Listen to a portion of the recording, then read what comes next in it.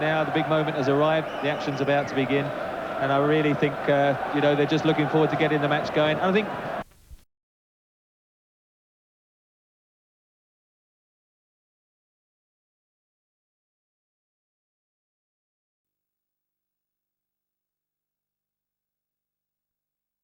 who's played in all the divisions of the Football League.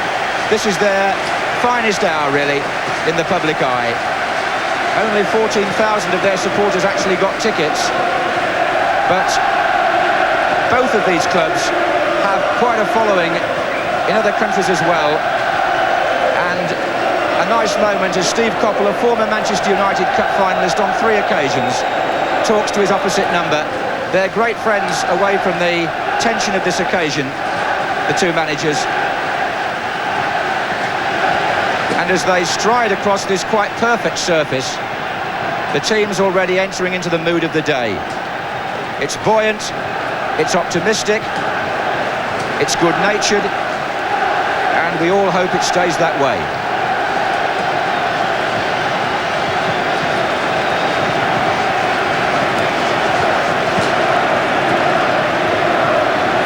Just look at the balloons. I think you may have caught a shot in the Royal Box earlier of João Havelange, the top man of FIFA. He's here, not just in that capacity, but Steve Coppell takes up his position. Up in the crowd are members of the International Olympic Committee, who are here as part of Manchester's Olympic bid for 1996. João Havelange on the front row, and of course also there today, we see him, I think he'll be next to Graham Kelly and his wife, Lennart Johansson from Sweden, who has already today made his mark, agreeing to Colin Moynihan's request that the decision on English clubs being readmitted to Europe will not be made until after the World Cup. Now, there's Lennart Johansson at the front, tanned and fit on the right. Now, by doing that, he's more or less given the winners today a passport into Europe next season, subject to our followers behaving in Sardinia. So an extra incentive then for the FA Cup winners this afternoon. The teams will be presented to the Duke of Kent in a moment or two. And we shall have the protocol of the national anthem as the Duke walks out, flanked there on the right of the picture by Bert Millerchip, the chairman of the FA. And Ernest Brown on the left, the Challenge Cup Committee, and Graham Kelly, who's had a very busy week, just joining them. Who is accompanied on the arena by officials of the Football Association.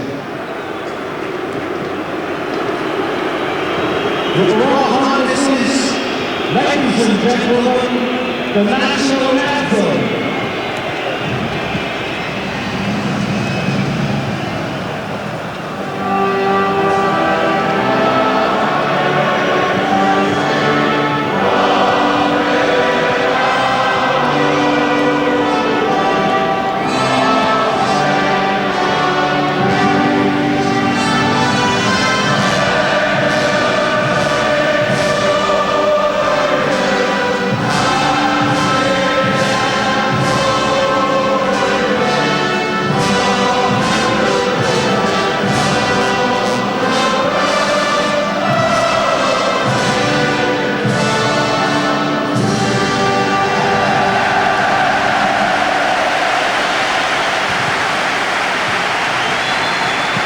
The national anthem was paid due respect, I'm pleased to say, this year.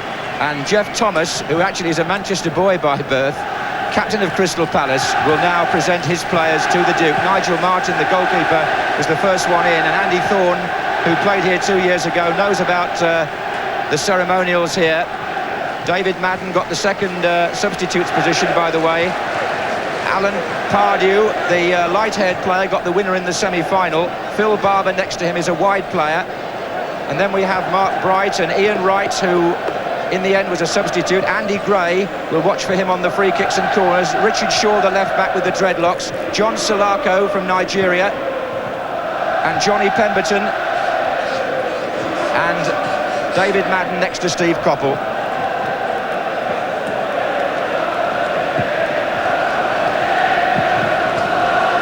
And now the players of Manchester United, introduced by Brian Robson. Jim Leighton, who Bob Wilson was talking about earlier. Neil Webb with a bit to prove in front of Bobby Robson today. Mark Hughes is next to Neil Webb. In fact, the FA chairman perhaps having a word about the World Cup there, who knows. Lee Martin, the left back. Clayton Blackmore, substitute. Michael Phelan, right back. Gary Pallister, Brian McClare, Steve Bruce, little Danny Wallace, Mark Robbins, the 20-year-old substitute. And looking very composed to his left is Paul Ince, standing next to the manager.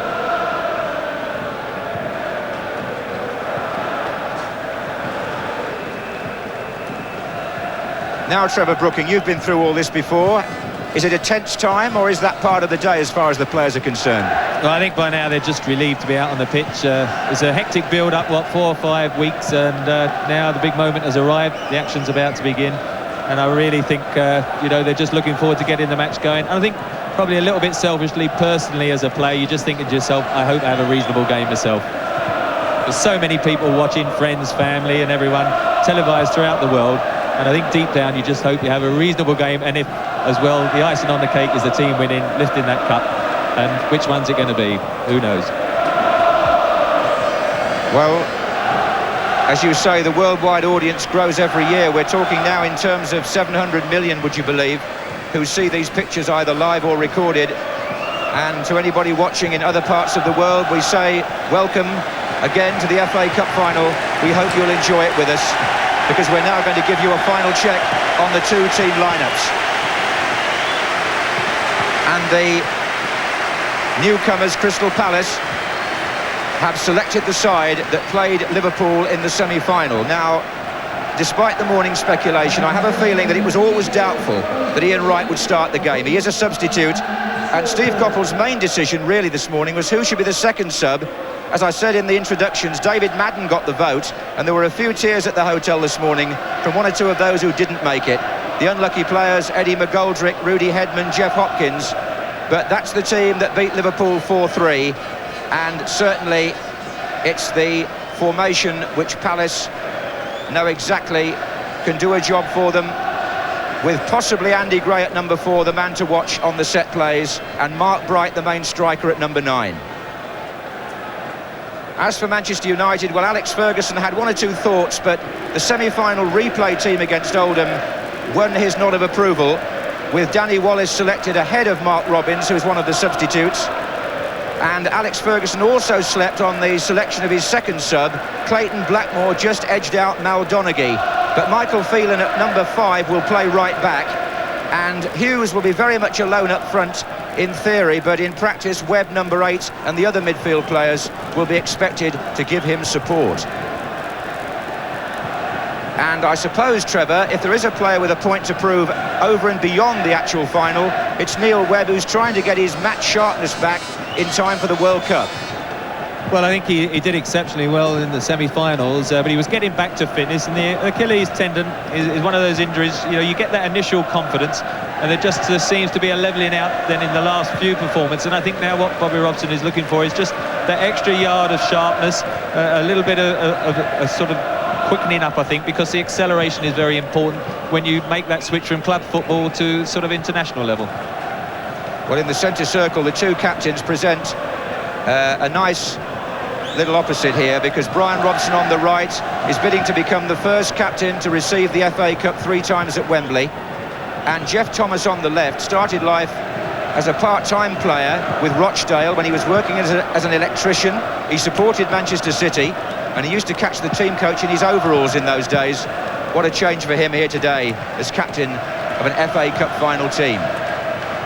The referee is Alan Gunn from South Chailey in Sussex, and his claim to fame, apart from his achievements in the middle, is that he went to grammar school with Desmond Lynam in Brighton. His two linesmen, we have Colin Reeve from Norfolk and Larry Watson from Coventry. In fact, Larry Watson on the Royal Box side, Colin Reeve on our side. And I just wonder what part Andy Gray might play today, because if anybody made Liverpool come unstuck with his corners and his free kicks. It was Andy Gray, and in a very private training session yesterday afternoon, Palace worked on those with some industry. And so the first FA Cup final of the 1990s is about to get underway. Crystal Palace won the vote, or the toss I should say, for choice of colours, and they're wearing their familiar red and blue vertical stripes. A very nice strip it is too. Manchester United in all white, which their long-serving supporters will remind me they used in the finals of 1957, and although I don't think any of us go back that far, 1909 when they first won the Cup. So Palace start the game.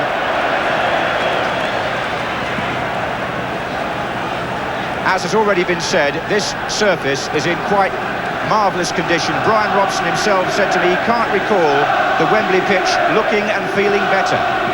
If you can't play on this, was his pre-match comment, well, perhaps you shouldn't be here.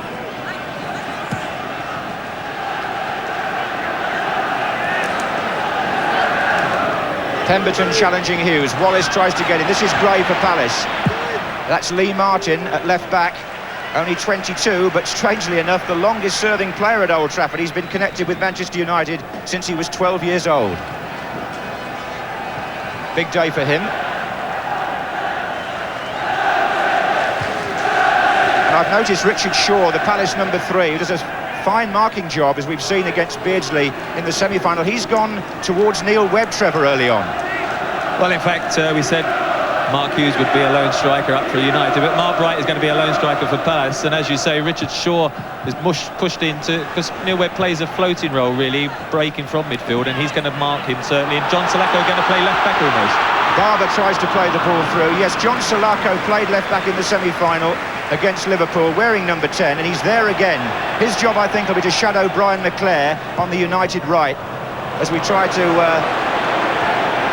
form a view on the various tactical implications. Here's Michael Phelan, number 5 for United. Thorne away. That's Ince in midfield, although he's wearing number 2. That's where you'll find him. Pallister for Manchester United. McClare is now pulled away to the left. And look where Salako's gone. He's gone with him. That's a man-to-man arrangement by Crystal Palace.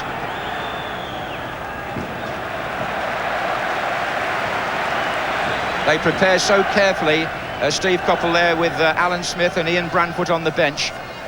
Their tactical approach to these big games. It certainly paid off at Villa Park. I wonder if it will at Wembley. And already Wallace and McClare have swapped sides, and Salako and Pemberton have done the same.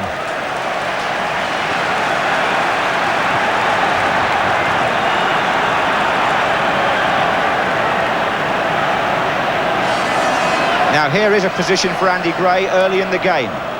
Gary O'Reilly has gone forward, and Palace have prepared so carefully for these.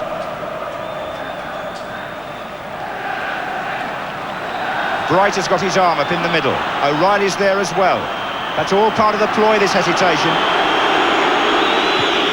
They're appealing for offside. It's not been given. It's Bright. And that is exactly, Trevor, what Palace have been working on, getting Bright free on the right-hand side of the penalty area from a kind of delayed free kick like that.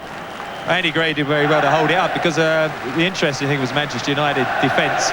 They had a look at how to combat it, and they decided to hold the 18-yard box. Nobody went into the 18-yard box, make sure that any header was going to be a long way from goal. Tried to play the offside, and that's why Andy Gray was holding it up before he eventually did give it. And in fact, they did sort of get through the offside trap. Yes, the flag stayed down. This is Webb for United to Phelan. Hughes being shadowed by Gary O'Reilly. Tried to find Robson. Jeff Thomas was back there for Palace. Salako.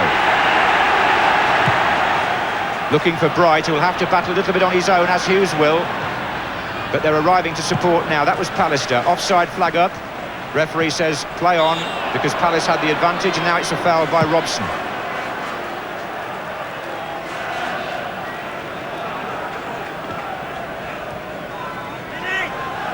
Perfect playing conditions. It's a cool afternoon, and Andy Thorne will drive this free kick forward. Group of 3 just outside the penalty area, waiting for Palace, including O'Reilly.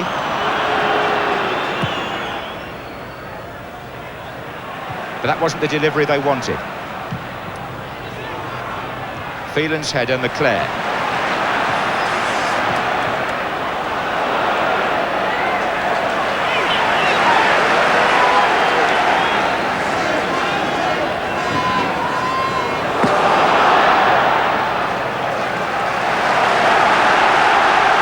So the Manchester United manager watches anxiously as Wallace gets the ball. That's Salako trying to clear with 5 minutes gone. It's a good header by Barber, actually, and here's Thomas. Wright's pulling away in the inside right channel, but he's a long way away. He'll want somebody a bit closer. Barber is the player. Phelan.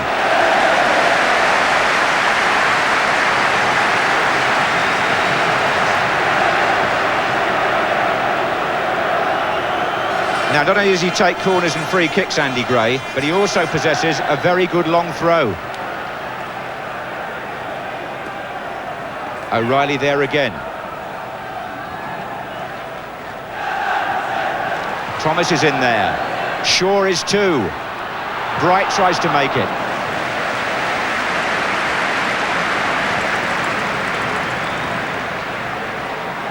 Here's Webb, and Shaw goes to meet him.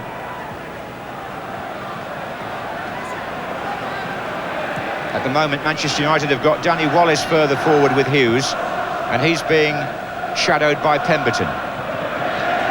This is Bruce. Looks for Hughes. Brian Robson's made a good run from midfield. Webb. Hughes. Kept his feet, but no, he was fouled by O'Reilly. United's free kick.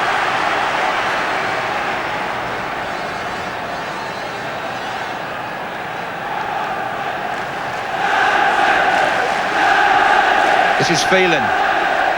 Bruce is in the middle still, so is Robson. Ince. Salako's got time.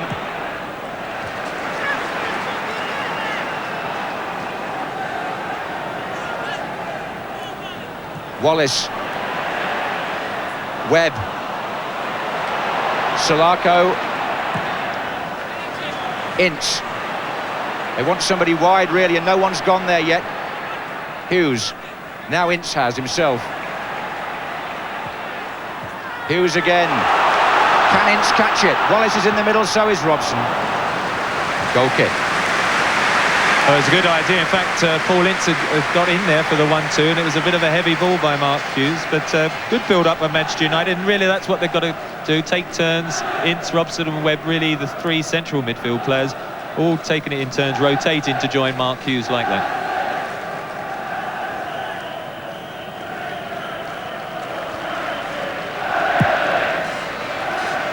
Wembley now bathed in sunshine as Pallister battles with Wright. This is Thomas.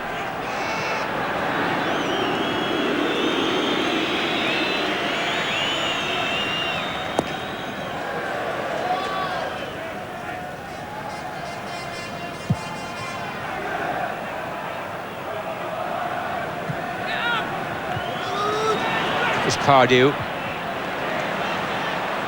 Hughes. Hughes held them off really well. McClare. Pallister going through a good spell at the moment. The Manchester United Player of the Year. He was voted last week. Handball given and a free kick.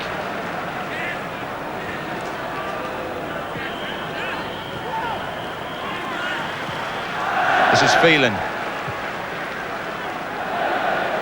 Webb. Corner.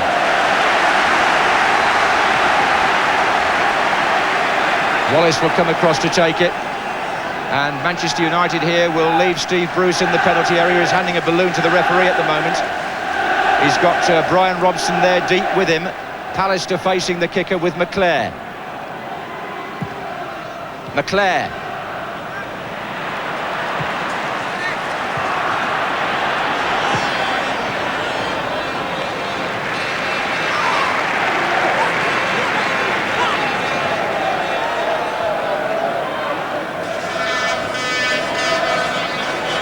Crystal Palace didn't meet a First Division side in the FA Cup until they played Liverpool in the semi-final. And Manchester United didn't play at home, so it's been a fairly unorthodox route to Wembley for both clubs. This is Ince. Bruce.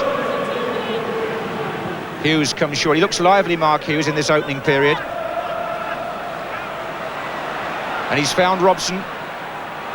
And that's McClare, and Robson goes again. It's cleared by Phil Barber. Lee Martin.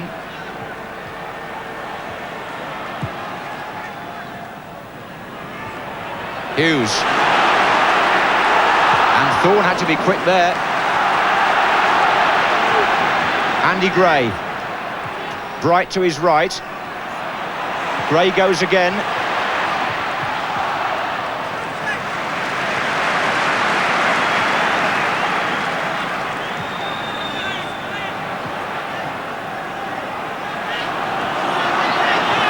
And Martin saw space in front of him there. Danny Wallace on the left wing. Takes on Pemberton, and this is Shaw.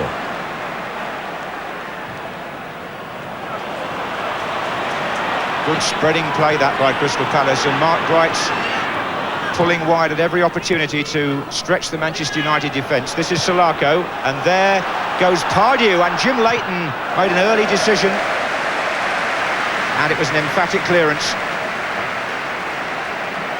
from Alan Pardew.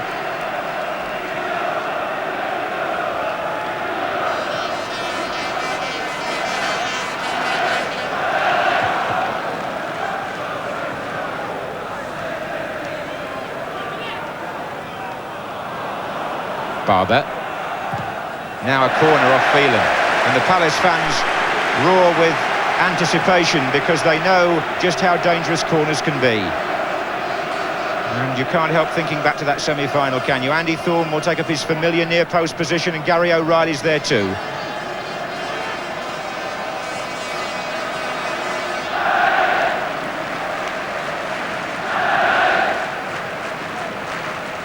Jim Leighton's got Barber in front of him.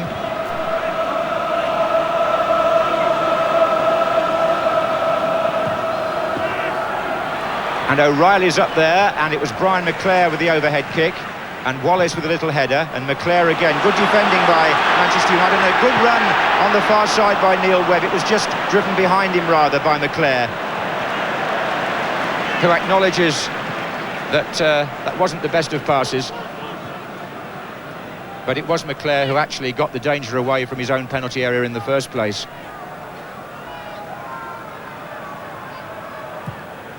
Driven forward again by Thorne. That's the ball that they want to play to Bright. Martin. Now Hughes. It span off Thorne to Hughes, and that's a good-looking ball for Danny Wallace. McClare's in the middle. Brian Robson's joining him now. Still Wallace against Pemberton. Corner.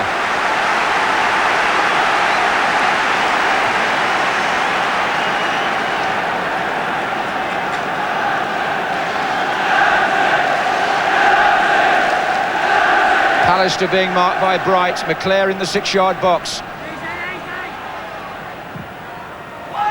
McClare.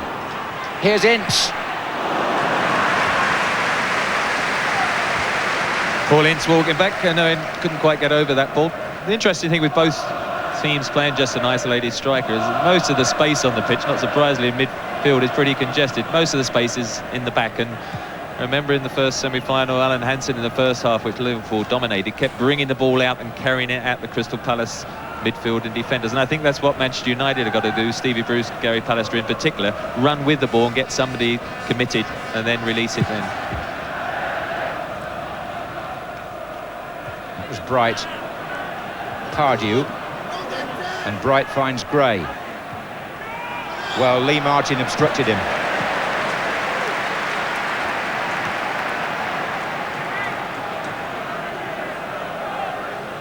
So, another chance for Gray to examine the Manchester United defence with his free kick. O'Reilly and Thorne both there again with Bright.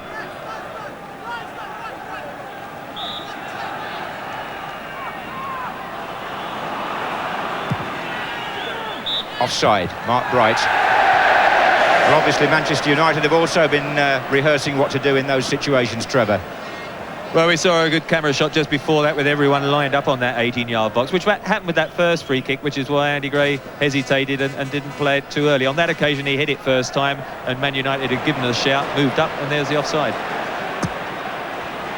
Quarter of an hour gone, 0-0 in the FA Cup final. Mark Hughes to Michael Phelan. Away by Andy Thorne to Phil Barber. This is Webb. Ince in a good position. Solako, his clearances so far haven't been quite where he intends them to go, but Gray was helping out there.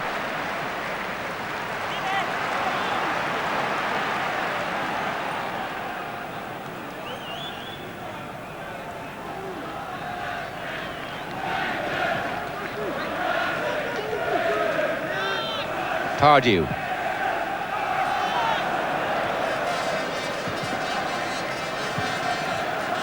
Well, there are periods in the match when Palace will be quite happy to concede space and let Manchester United come at them for a certain distance, because that was their strategy against Liverpool, and in a funny way it worked. Pemberton was stretching there, but it was a good header from a player who actually had a short time with Manchester United as a junior player, John Pemberton.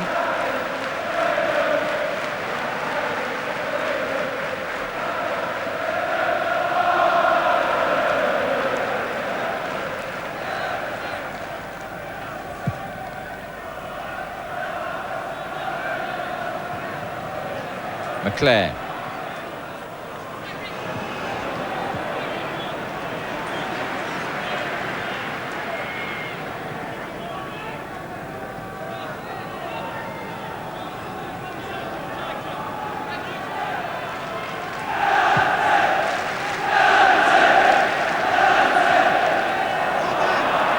Wright again, moving right out to the touchline, taking defenders with him.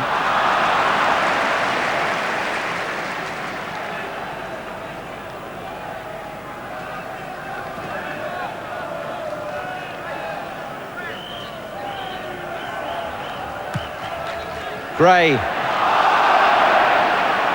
And still, well, he was flattened the second time. Danny Wallace.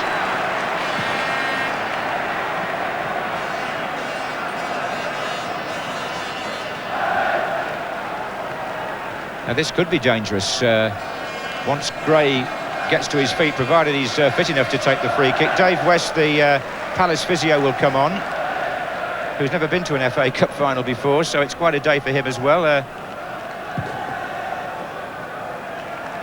Steve Coppell making a few notes.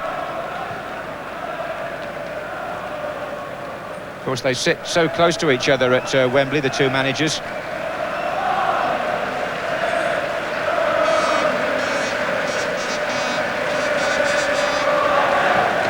See some great football names there, can't you, in the box? Billy Wright, Stan Cullis, Ron Greenwood. It's like a Hall of Fame back there. But back to the modern game. Free kick to Crystal Palace. Andy Gray's back on his feet to take it. Thorne, O'Reilly's in there. And was it over the line? And it's a goal. Gary O'Reilly, after 19 minutes, it was in the net before Steve Bruce could get his foot to it. And Crystal Palace, the underdogs, have taken the lead in precisely the way many people expected. The free kick, I think it was bent in by Barber there. Whether that came off Pallister's head as well, I'm not quite sure. O'Reilly's taken the congratulations. It was bent in by Gray. And was that Pallister or O'Reilly? Anyway, Bruce couldn't keep it out, and Palace are in front. Well, they took the lead just as probably everyone anticipated Palace would if they did score from a set piece. And on that occasion, of course, it was right near the touchline. Manchester United couldn't push out to the 18-yard box. They were hemmed in near the penalty spot. Jim Leighton, to be fair, did come for the cross, didn't get there, and it looped agonisingly into that empty net, and 1-0. So, Crystal Palace, from the rehearsed free kick, make the set plays pay again. Well, United can't say they weren't warned. Phil Barber, I think, actually curled the ball in when Andy Gray was perhaps expected to take it.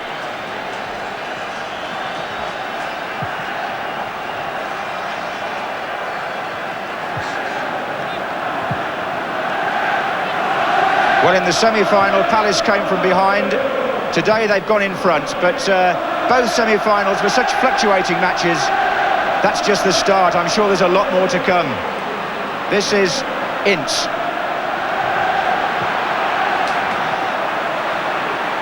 Hughes.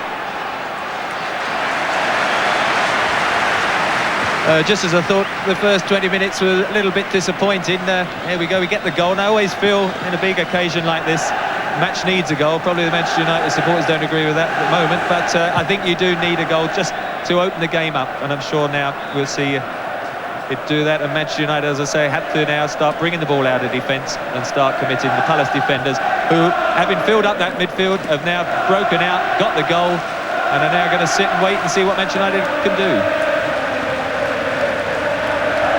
Well, if I can just refer back again to the semi-final at Main Road, Oldham, of course, took an early lead, didn't they, against Manchester United, Earl Barrett, and what a game that developed into. Maybe we'll get a similar sort of response here from the Cup favourites. This is Salako, though, for Palace. And what an opening it's been for Steve Coppell's team.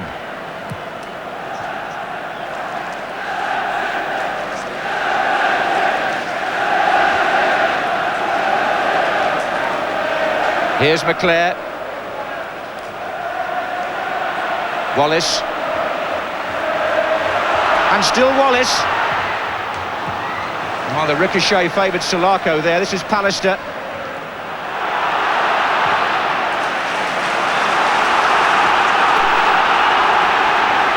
Now Bruce. Ince.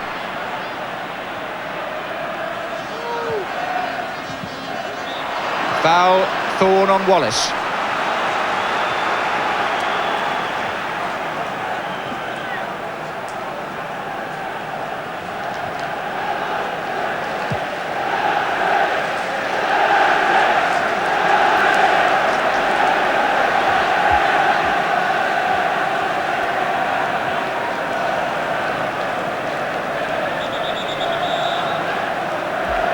Now Brian Robson and Neil Webb having a conversation.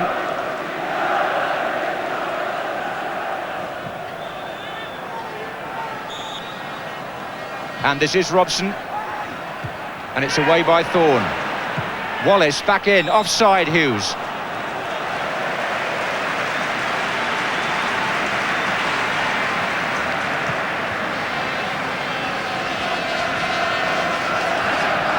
Well, an early goal always sets off the FA Cup final, and there are plenty of excited faces in the crowd.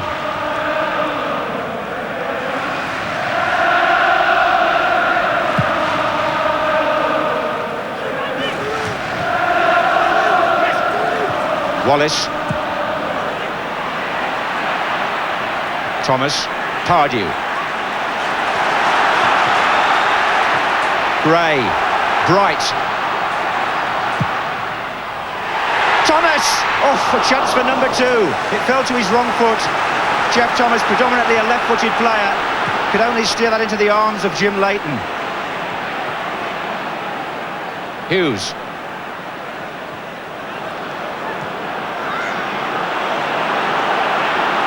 This is Ince.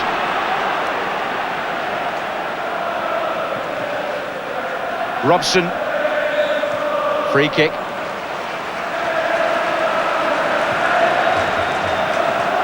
This will be indirect. So Manchester United, who've gone behind to a goal from a free kick, now have won themselves about 25 yards out. But can they be as inventive as Crystal Palace?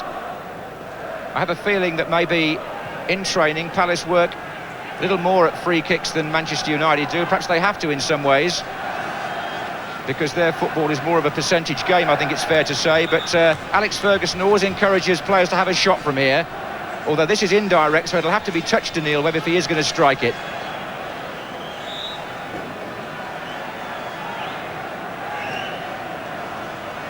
And that is Webb. Just in the sort of position, well, about 10, 12 yards outside the penalty area. A little bit too far out to perhaps beat the goalkeeper from that range, but being in the middle of the goal, you know, you've got to try and chance a shot. But of course, the best positions are probably the ones where, unless they're just outside the penalty area, or else the one out wide where Crystal Palace score, because she can then whip the crosses in, and they do cause problems. 20 minutes left in the first half. Crystal Palace 1, Manchester United 0, offside against Andy Gray.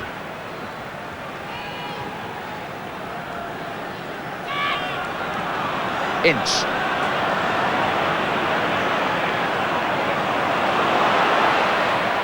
Wallace. Now Lee Martin's made a good run forward here. This is Hughes. And it's still Hughes. And it's touched back in, and Thorne turned it back, and Brian Robson was within a foot or so of getting there before the goalkeeper. Thorne just not perhaps quite as certain as normal. There's Robson closed in.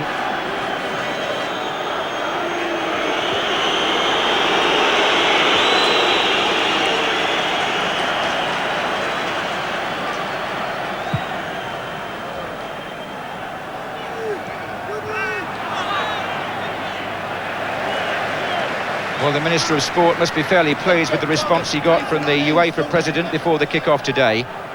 Colin Moynihan can now enjoy the game after a busy week.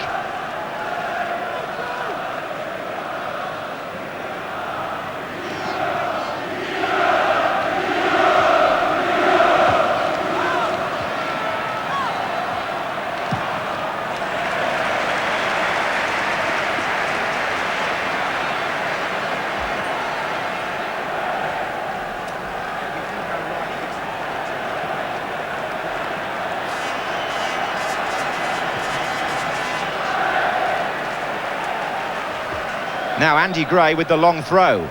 He's looking for Wright. Robson heads out. Richard Shaw's in there. Are they offside? Yes. Trevor, these set pieces really do seem to upset teams, don't they? I mean, it was the undoing of Liverpool, and now Palace are putting Manchester United under a great deal of stress. Well, Manchester United obviously decided offside trap is the way to try and combat it, but on occasions that is going to break down, and really you have got to compete with the people that you're marking. And at the moment, it is Crystal Palace men who are getting the flick-ons, and Manchester United are hoping they're going to get the offside, because really they're not getting to the first header. This is Phelan, though, and they're coming in from the far post. McClare! And well blocked Salako. It's a goal kick because McClare, I think, got an extra touch, although he wouldn't agree with that. John Salako did some valiant defending there for Crystal Palace. It was a delightful ball from Michael Phelan. It was aimed at McClare, but Salako was closing it down. Phelan very comfortable at right back, even though he was essentially brought to play in midfield.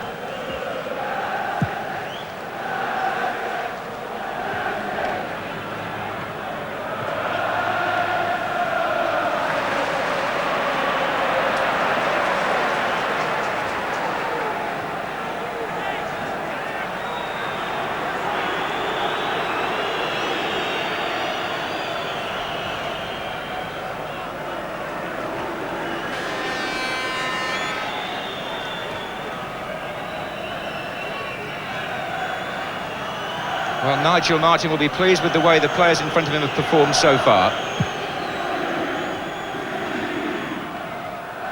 Pallister and Bright. This is Thomas. Phelan. Now Pardew with Robson, and Pardew beat the England captain there cleanly.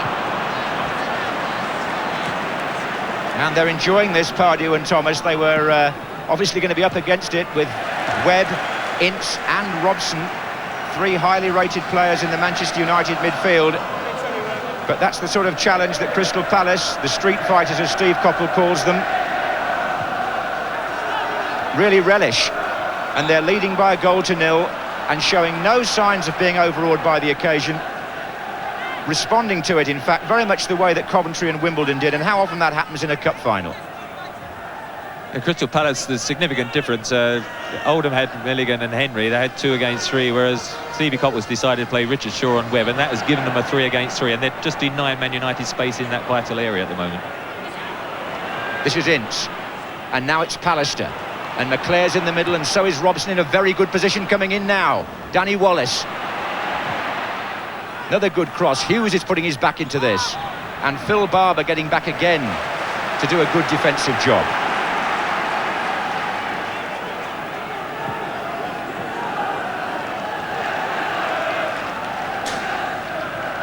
So we've been playing for half an hour. It's Manchester United a goal behind, and not much going right there for Gary Pallister.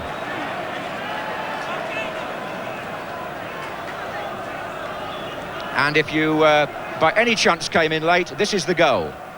It's the free kick curled in. Now, O'Reilly and Pallister drops behind the line before Bruce can get there.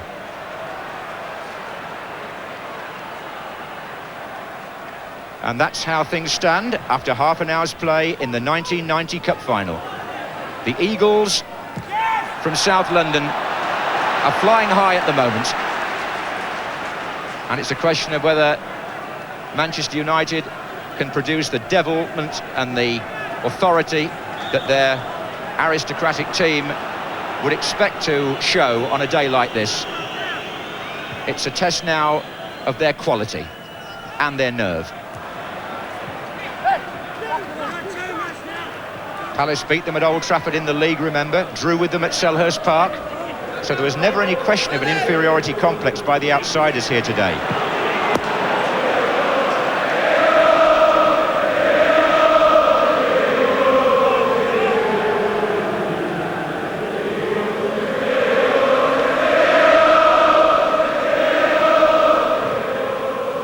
McClare. Oh, nice touch by Mark Hughes. Driven forward by Neil Webb, but not where he wanted it to go. And, well, he was a graduate in economics at Liverpool University, Steve Coppell, so his academic upbringing has obviously helped him as a manager. Finds time to make notes. In fact, Gary O'Reilly, whose presence produced that goal, is also well qualified with 2 A-levels, but for the moment it's Lee Martin to Danny Wallace. Martin, good effort, and my word, a bit more height, and Lee Martin might have surprised everybody. But Nigel Martin was well placed, and he's perfectly capable of stretching for those. Decent effort though.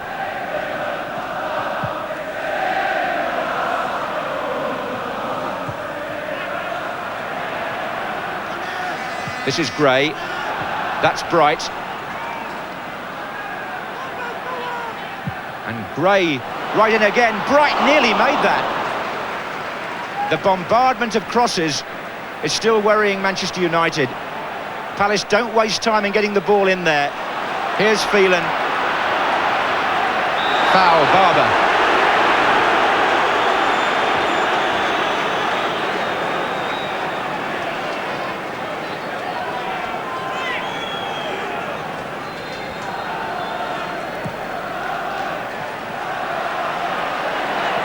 Wallace, good ball in, Hughes is there, McClare! And I think that hit a Palace player last, that's a corner.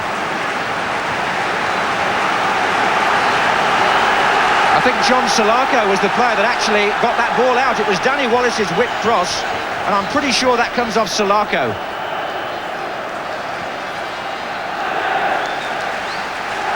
Webb will take the corner, Pallister on the near post, McClare on the goal line, Bruce and Robson waiting to come in. A back header, oh goodness me. I think that was probably Mark Bright who actually got his head to that. So look at it again. Yes, number 9 for Palace. He'd probably say Nigel Martin called him for it, and so he just knocked it back to him. But a good, great catch, in fact, by Nigel Martin, who hasn't had a lot to do, for 35 minutes, but held on to that very well. Here's Wallace, up against Pemberton. That's awkward. Oh, good header, O'Reilly. Not very far out, though. Ince. Brian Robson's right on the 18-yard line as an auxiliary attacker. This is Phelan. Pallister. They want it played in. Hughes is waiting too. But Palace's defensive play at the moment is sound, it's compact. And if Gray hadn't been impeded, they would have been away there, but this is Martin. Referee saw nothing wrong. Ince. That's a good-looking ball for McClare. Wallace comes near post. Wallace. McClare. Robson! Goal! Brian Robson equalises for Manchester United after 35 minutes, and Captain Marvel is there again. Now, good play here. Danny Wallace just worked the ball out wide. The cross was delivered long to the far post, and Brian rolls a deflection off a defender as well there. It's one each, and as Robson gets the header in, that's John Pemberton, I think, was it? Or maybe the man in front of him that just diverted it to make it 1-1. Well, what an exciting cup final we've got here now. Great emotion in the crowd, but Robson gets into the penalty area when and where it counts.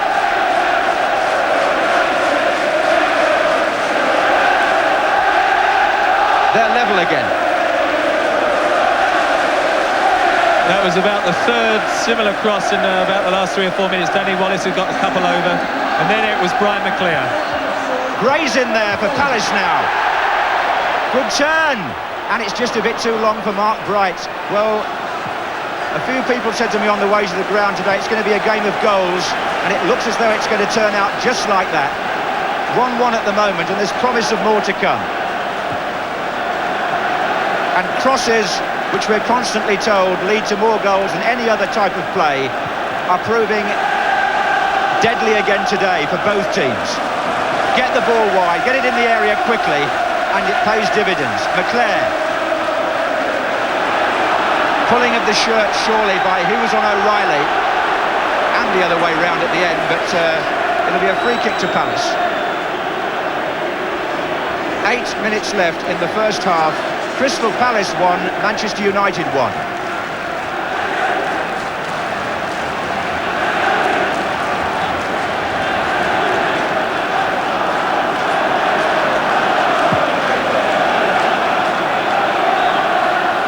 And the news from Hampden Park, it's 0-0 between Celtic and Aberdeen. Celtic going for their third consecutive Scottish Cup triumph.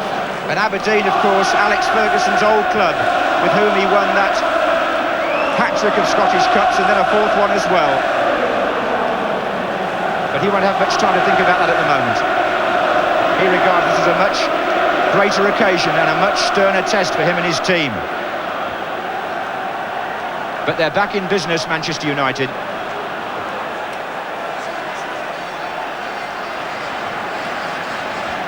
I must say as well, what a good cross by Brian McClare that produced that goal for Manchester United. Following smart work by Danny Wallace, McClare really delivered that ball well. This is Bruce.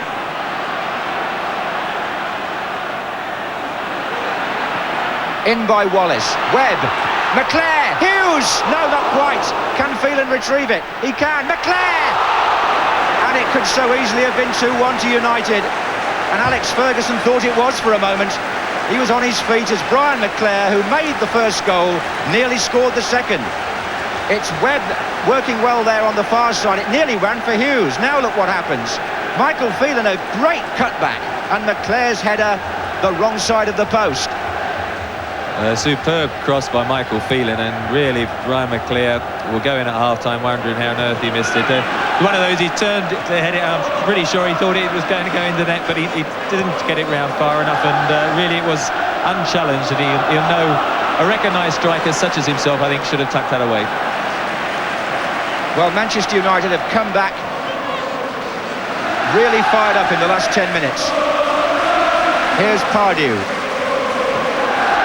And the response of their supporters is a testament to that. Here's Thomas for Palace. But if you go back to the final against Brighton, they were 1 down, weren't they, Manchester United, in the first half? And eventually we had a very exciting 2-2 draw. Have a drink, Steve.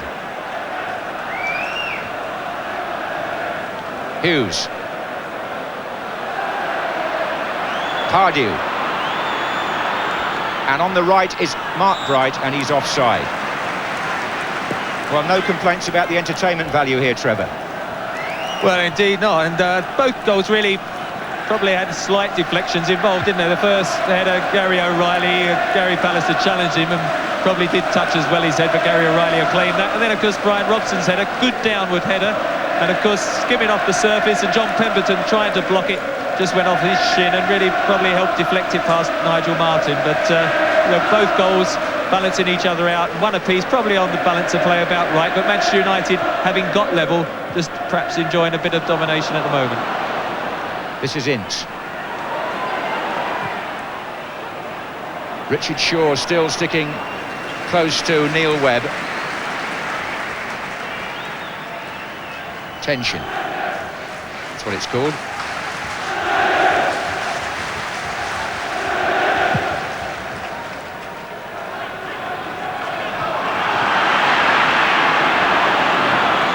Thomas. Now he's got Bright and Gray waiting on the far side of the area. Barber. Bright comes in first. Oof. Headed by Pallister. Now Thomas. And now Gray battling with two defenders. Oh, my goodness me. That was a high challenge by Brian Robson on John Pemberton. But it will suit Crystal Palace to have a free kick here, won't it? I've talked a lot about Andy Gray bending them in, but he scored. That was a pretty rough and tumble challenge by the England captain. Gray actually scored. He's talking to Alan Gunn with a terrific free kick against Manchester City last week at Selhurst. Wonder if he might be tempted to try a shot from here. Jim Leighton will be aware of that. He's got a long line of white shirts in front of him.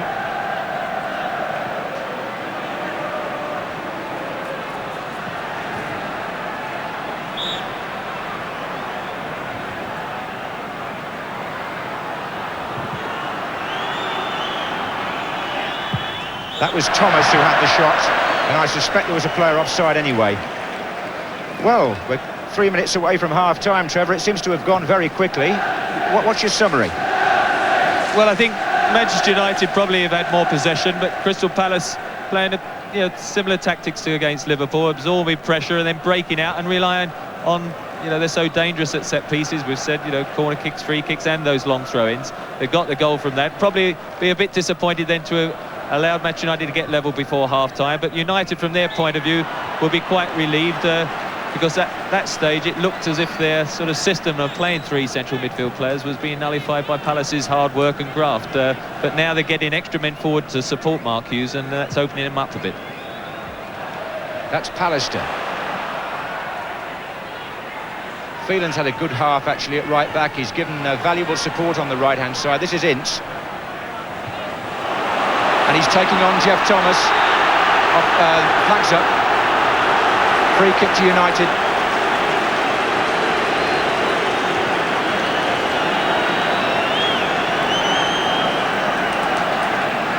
Now Pallister has joined the attack. So has Bruce.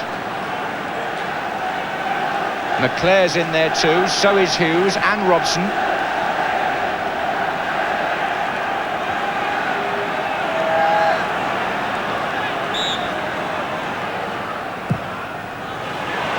Oh, good header, Gary O'Reilly, my goodness. His A-levels were in geography and biology. He gave up a university career to play football. It's paying off for him. Corner to Manchester United. McClare with Martin. Corner again. It's the last minute of the first half, and Manchester United are finishing it on a high, having been a goal down. Pallister's in there. Here's Ince with Thomas. But Ince again. Danger on the far side here. It's Bruce. Gets a corner, does he? No.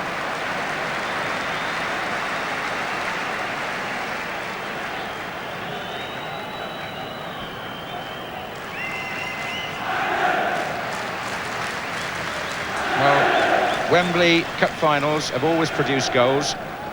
Hasn't been a 0-0 here, and there won't be one today. Steve Bruce actually has taken a knock, and I think that may mean a slight delay. I think it may be a bang on the nose, because he normally throws himself into every challenge, and Jim McGregor in his baseball cap has come on to attend to a player who's had his share of facial injuries. In fact, we're already into stoppage time. And I know when Palace went off in the semi-final, they weren't too distressed to be 1 down, so presumably, Trevor, they'll be quite happy with 1-1, will they? I think they've settled down, considering a lot of their players have never appeared at Wembley. A big occasion like this, they'd, as I say, be disappointed that having gone one ahead, they're all square. But the first half, they competed well, played to their strengths, and waited for Manchester United to try and break them down. I think United are just having that little bit more joy, because they're getting people now in wider positions and getting in those crosses, from nearer the touchline. Whereas if you try and cross the ball from sort of only midway in the opposition's half, they're easy then for the back line or the goalkeeper to deal with. Once they get to the byline, they've started to cause Palace problems when they've turned them round.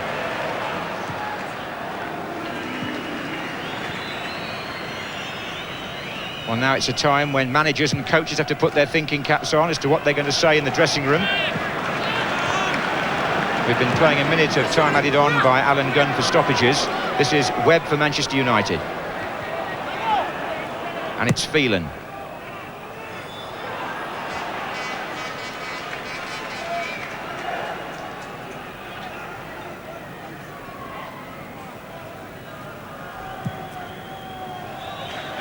And there is the half-time whistle, and the two teams in the 1990 FA Cup final go off level. I can see Steve Coppell sprinting down the touchline to get there first, which is his normal routine.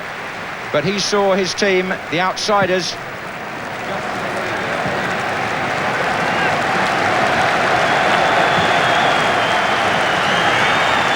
that goal in which O'Reilly figured so prominently. And Robson was the man who came in at the far post with the header to put things right for the favourites. So at half-time at Wembley, it's Crystal Palace 1, Manchester United 1. Yes. I'm indebted to a letter from one of our viewers, Mr. Russell from Fife, John Russell, who points out that under the terms of the old county boundaries, a London club has met a Lancashire club in 8 post-war FA Cup finals, and London has won every single time. I didn't know that. And if you want the end of the question, when was the last time a Lancashire club beat a London club in the FA Cup final? Well, if you work that one out, I'll try and give you the answer sometime at the end of the match, if I can remember.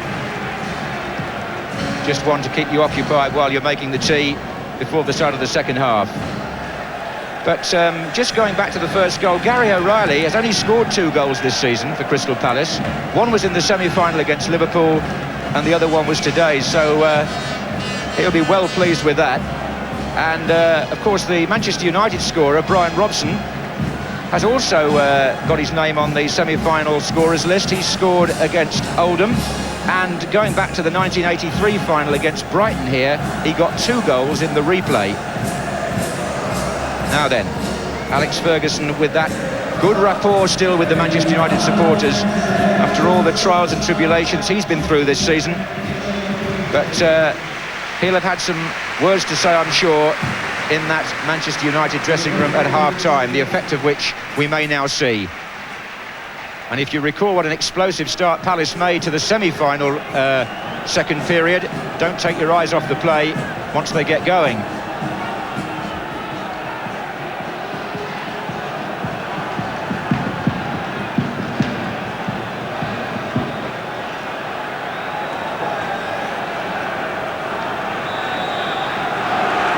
Bright sunshine now.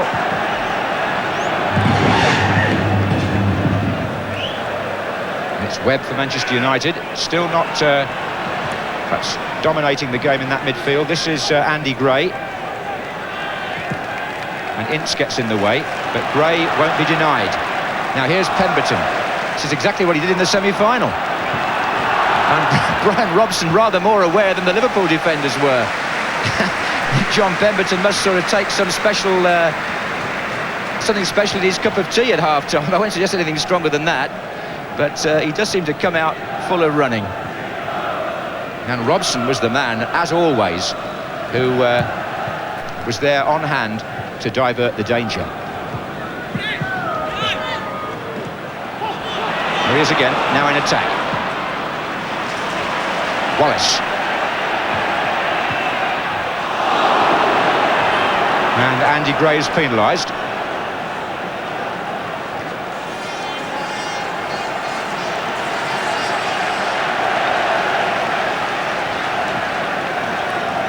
Pallister and Bruce have made their way forward for United.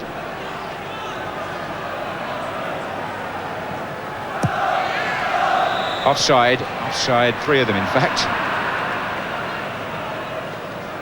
I think the point was being made at half-time by Jimmy Hill, Trevor, that goals from set plays now seem to become more and more prevalent at all levels of football. Well, it's surprising, I suppose, with games such as this where midfields get so congested and when sides are pushing up and you get a lot of players either side of the halfway line, quite often it is difficult to get openings in free play, and so they do spend more and more time on free kicks and corner kicks, just getting the touch on and getting the odd break, and over 90 minutes you do get one or two clear-cut openings. Well, I don't think Steve Bruce had to do that, because I'm not sure that the ball was going to stay in anyway. But John Pemberton has gone down injured, and it's going to be a free kick to Palace. And every time Manchester United concede a free kick in this position, they're bringing difficulties back onto themselves. Bruce is being spoken to by Alan Gunn because Pemberton pushed the ball wide, and then Bruce just pushed him over.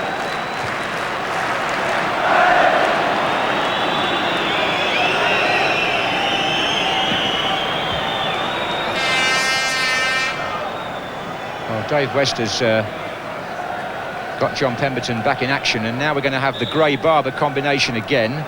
O'Reilly, Thorne and Wright all waiting along the 18-yard line. O'Reilly makes the first run. All quite deliberate, this. And Wright was there, Thomas trying to close in. And now a break on possibly for Neil Webb. Can Hughes stay onside? Wouldn't have mattered. Solako was the player who got the tackle in. Here's Hughes now. Get a feeling it's pretty warm out there now. Here's Hughes, shadowed by Thorne. Webb. Offside Wallace. Do you see any change in the tactics in the second half, Trevor, on either side? No, not at the moment, both sides. I mean, when it's all square, I think managers are reluctant to make any change, and both sides are still filling up that midfield, leaving their strikers isolated and then taking it in turns joining. I mean, Ian Wright for Palace and Mark Robins for Manchester United are the obvious substitutions to come on, but I don't think anything will happen until one side goes behind. And a good header inside by Bright, meant for Barber. Steve Bruce in the way.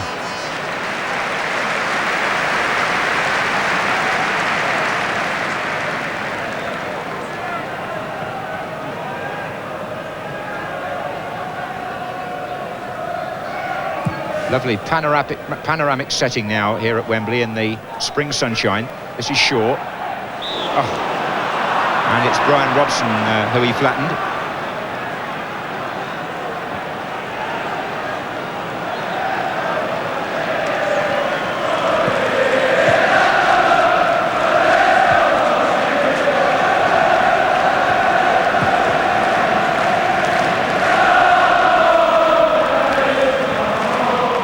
Bruce. Wallace. Now Pallister has stayed forward in the centre. That's Pardew doing the covering.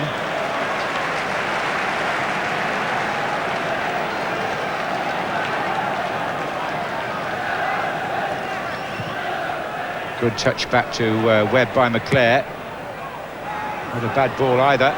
Oh, they're in trouble here. Oh, and Bruce was coming in on that cross by Hughes, but couldn't quite reach it.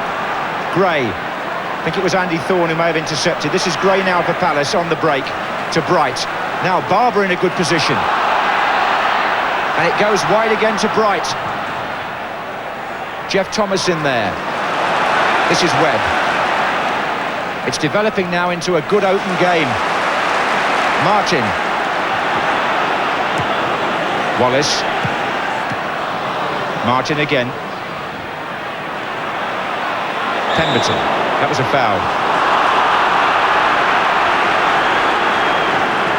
Just a reminder of the substitutes. We did refer to them at the start. Manchester United have Mark Robins and Clayton Blackmore on the bench. And Crystal Palace selected Ian Wright and David Madden. They may have a part to play later, we shall see. Meantime, a free kick to Manchester United. Palace is forward again, between Hughes and McClare on the far side. This is Robson. Wallace. Martin. Webb. Wallace. And Palace are trying to get to grips there with Mark Bright, who'd come back to mark him. This is Barber.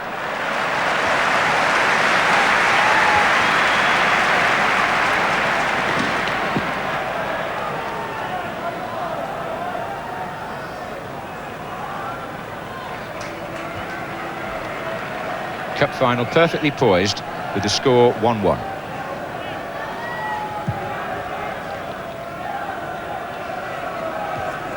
And I'm told that north of the border it's still 0-0 between Aberdeen and Celtic.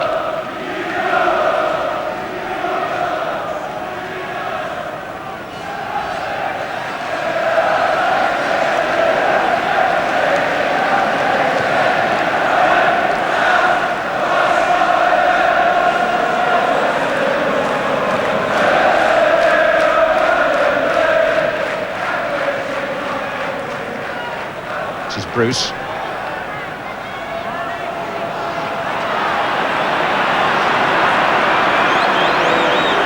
It's Mark Hughes who's gone down.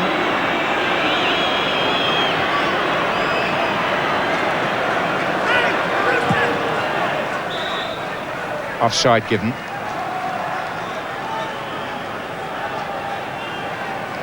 He's up again now, shaking it off. Pretty durable character, Mark Hughes, it has to be said.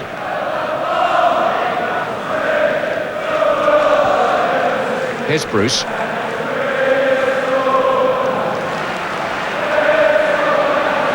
Robson. Webb's in a good position, a very good position, but it was just too long for him. That was the intended England combination, Trevor, of Neil Webb and Brian Robson. But it all started from Stevie Bruce bringing the ball out from the back, and when Crystal Palace all fill up the midfield and let the Manchester United back four have the ball, you have to have one of those back lads, such as Bruce, bring it out and carry it. And as soon as somebody came to him, it did then release Brian Robson free, and he was able to set up that attack. And I do feel if they could carry it more and more from the back, they will start to create those openings.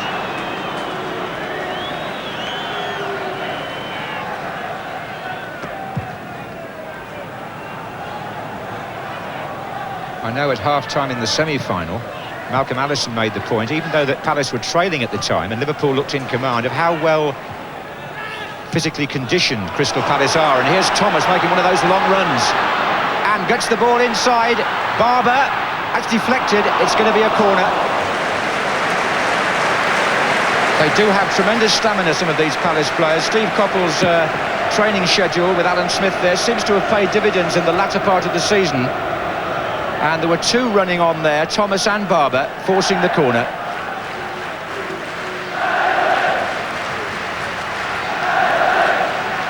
So, Brian Kidd there on the Manchester United bench, as Gray prepares to take the corner, and the usual lineup in the middle for Crystal Palace. Thorne, O'Reilly, Barber.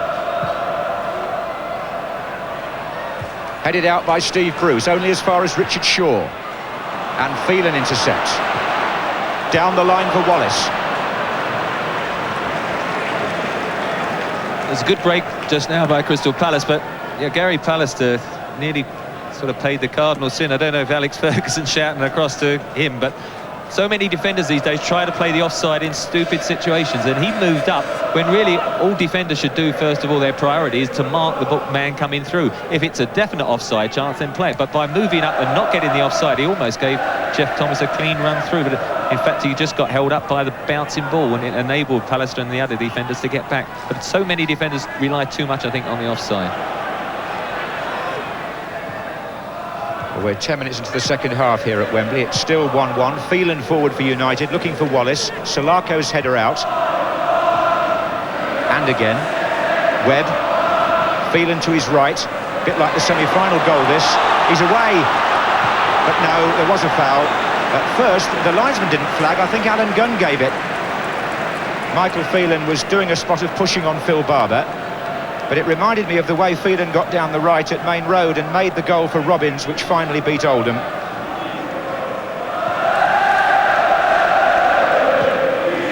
It was an unintentional foul. He just clipped his heels, but I mean, it enabled Michael Phelan to get away from Phil Barber, so the referee had to blow up.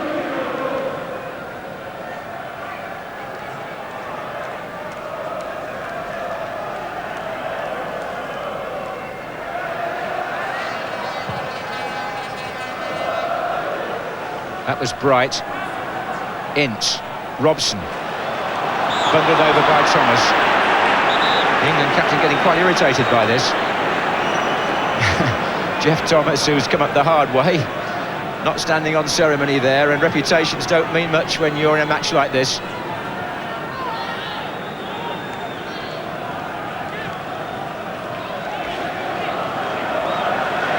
Here's Bruce. Now this is the carrying from the back, which, as Trevor said, United have got space to do at times. Hughes. Play on. Now this is Richard Shaw. He's looking left and right. He's got Wright one way. Here he is.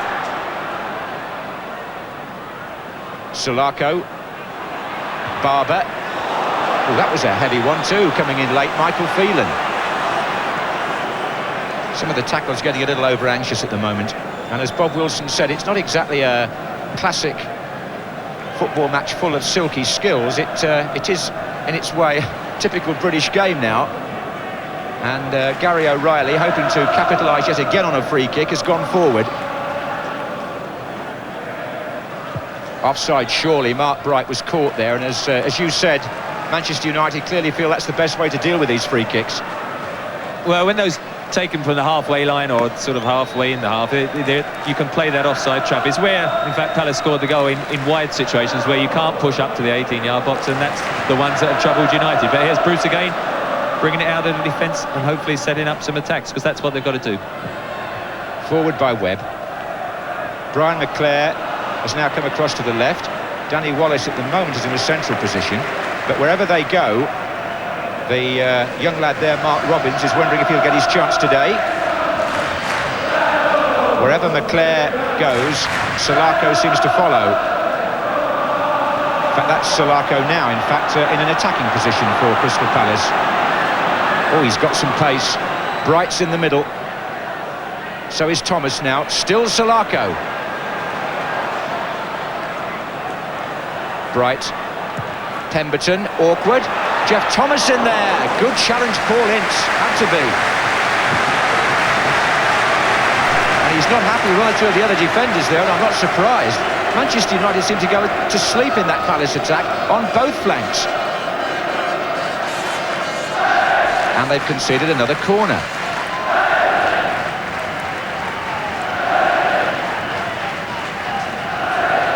Now, can Gray put this one on a sixpence again?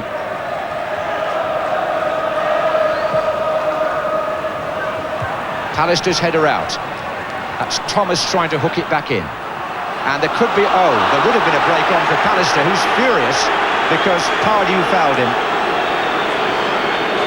Now that would have been an opportunity for Manchester United to possibly have a man over. And Alan Pardew, the winning goal scorer at Villa Park, was given just a quiet word of admonition by the referee there. I think that sort of tackle in an attacking third of the field might have been a booking offence. I think Alan Pardew was a bit fortunate to get away without a yellow card then. An hour gone in the match, still 1-1. Danny Wallace for Manchester United, not for long, but here's Martin, and not for long either.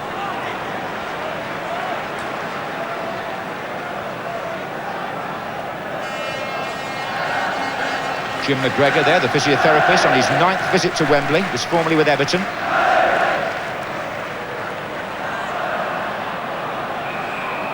This day is so much part of the memory book for so many people behind the scenes as well. Staff at both clubs looking forward to it so much, as well as the players. Here's Andy Thorne. Martin. Robson. Oh, goodness me, they're manhandling Robson a bit. That was Gray. Referee says you've got the ball to Lee Martin. Play on. Good advantage by Alan Gunn. Here's Pallister. And United with 7 players forward in this attack. One of them is Ince here. And now Pallister. And Webb. Palace making them work so hard to get forward. Phelan.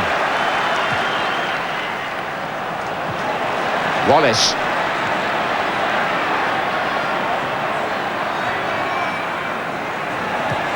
Ince.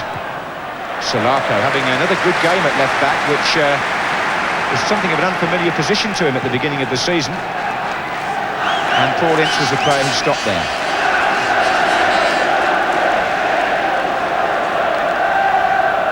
Webb.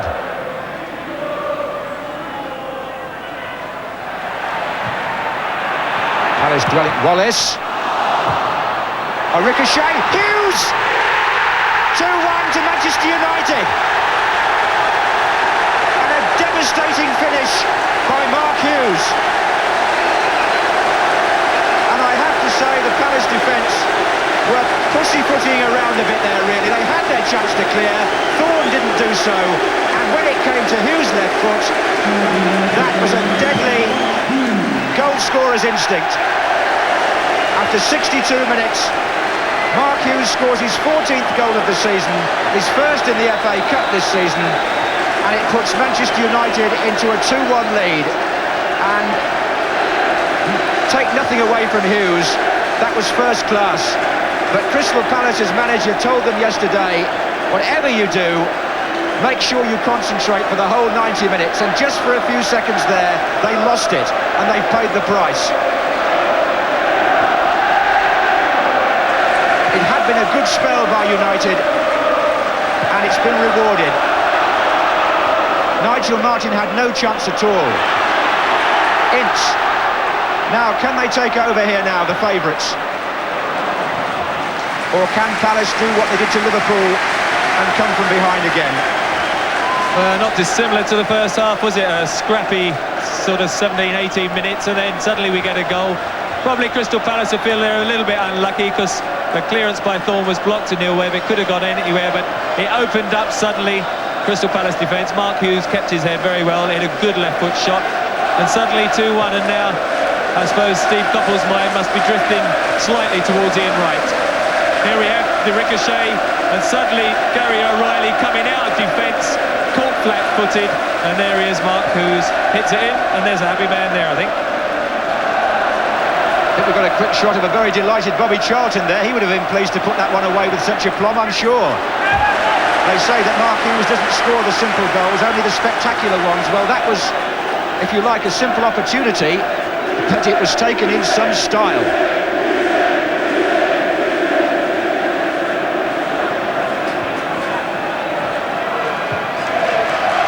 Webb. There goes Phelan, good running from right back. Hughes in the middle again.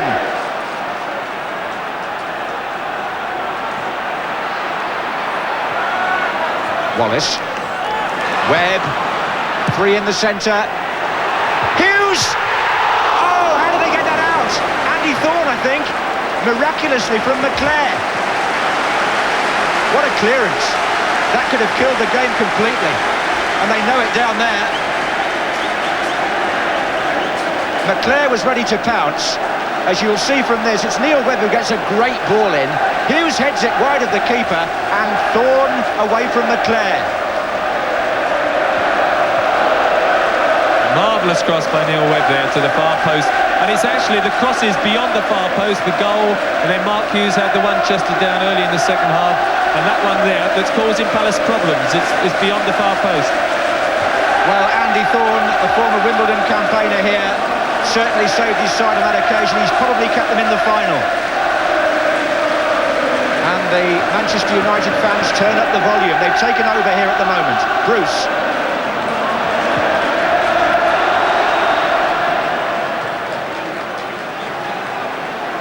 Well, Mark Hughes looks to be the man for the big occasion. I remember him making the goal for Norman Whiteside when United last won the Cup. But it's early to talk about that. Here's Wright. Pallister. And look where Jim Leighton was. When Pallister sliced that ball over his own crossbar, the goalkeeper had come and must have been 8 yards out. It's a ball played in here by Mark Wright. There's Leighton coming to claim it, but never got a chance, because Pallister did it first. Now then, corner.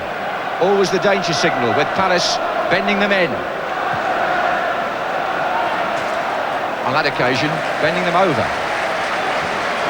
There's a wasted corner on that occasion, but it must have been some relief there, because there was a mix-up. Gary Pallister trying to make the clearance, and you have to ask, did Jim Leighton shout? Because really he was waiting to collect the cross, and I'm sure if the defender gets a shout, he's got to leave it, but if you don't hear anything, you try and hook it clear.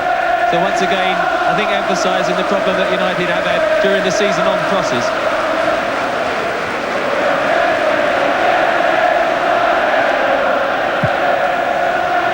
So 2-1 to Manchester United. Neil Webb heads the ball on to Mark Hughes. Foul, Gary O'Reilly.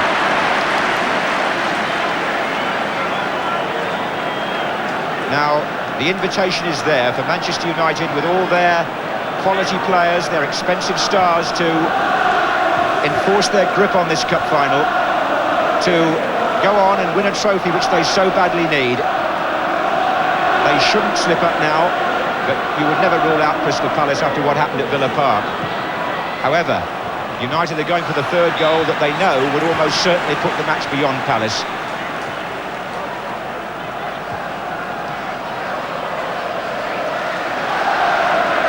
And I'm quite certain Trevor Brooking is correct that Ian Wright must now be gambled on by Steve Coppell. Thomas.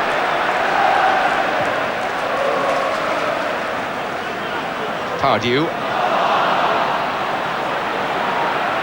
Barber's cross. Bright is coming in here. Can he head it back to Andy Gray? He can. Pardew! The Leighton was in the right place there, bang on the 6-yard line. Mark Bright with the head back towards Andy Gray, but the ball fell in the end quite nicely for Alan Pardew. Deflection too. Hughes. Webb. Wallace, good ball. Hughes. Wallace trying to get in behind Thorne.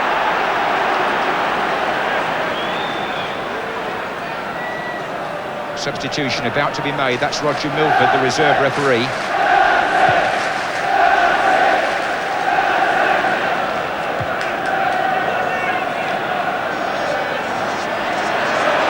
Gray.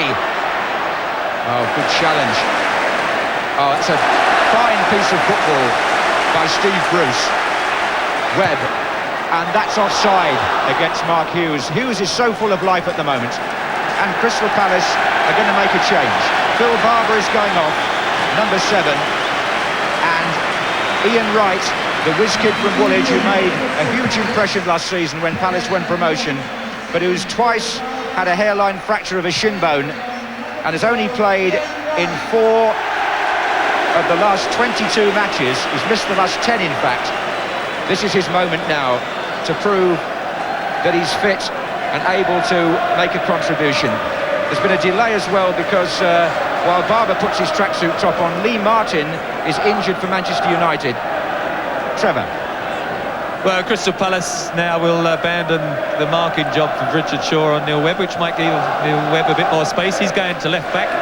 John Salico is going to push up wide on the left.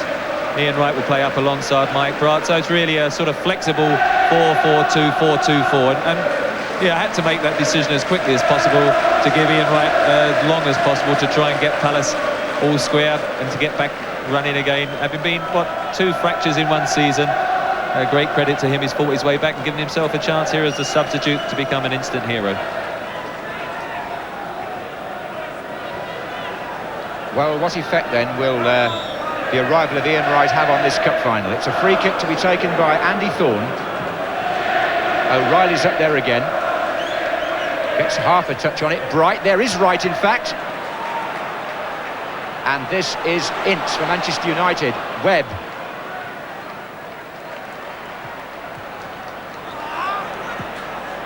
Yes, the tactics have been changed. As you said, Shaw is now in an orthodox left-back position. In fact, he's trying to get the ball from Hughes. And if it can come this way, there's lots of space, but not a good enough pass by Paul Ince. Pemberton. Robson got a foot in. McClare. Now, the experience and the know-how of some of these expensive Manchester United players ought to be influential at this stage. They're in a good position here. This is McClare. And... nearly got it through to Hughes. It was handball, actually, by Gary O'Reilly.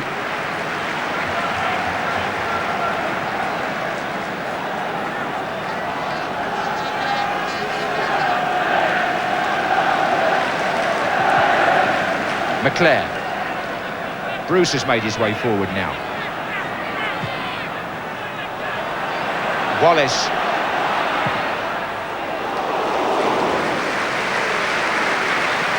Well, there's a man who knows that as every minute goes by, he and his assistant Archie Knox get a little bit nearer to their first trophy at Manchester United, and we all know just how much is at stake there.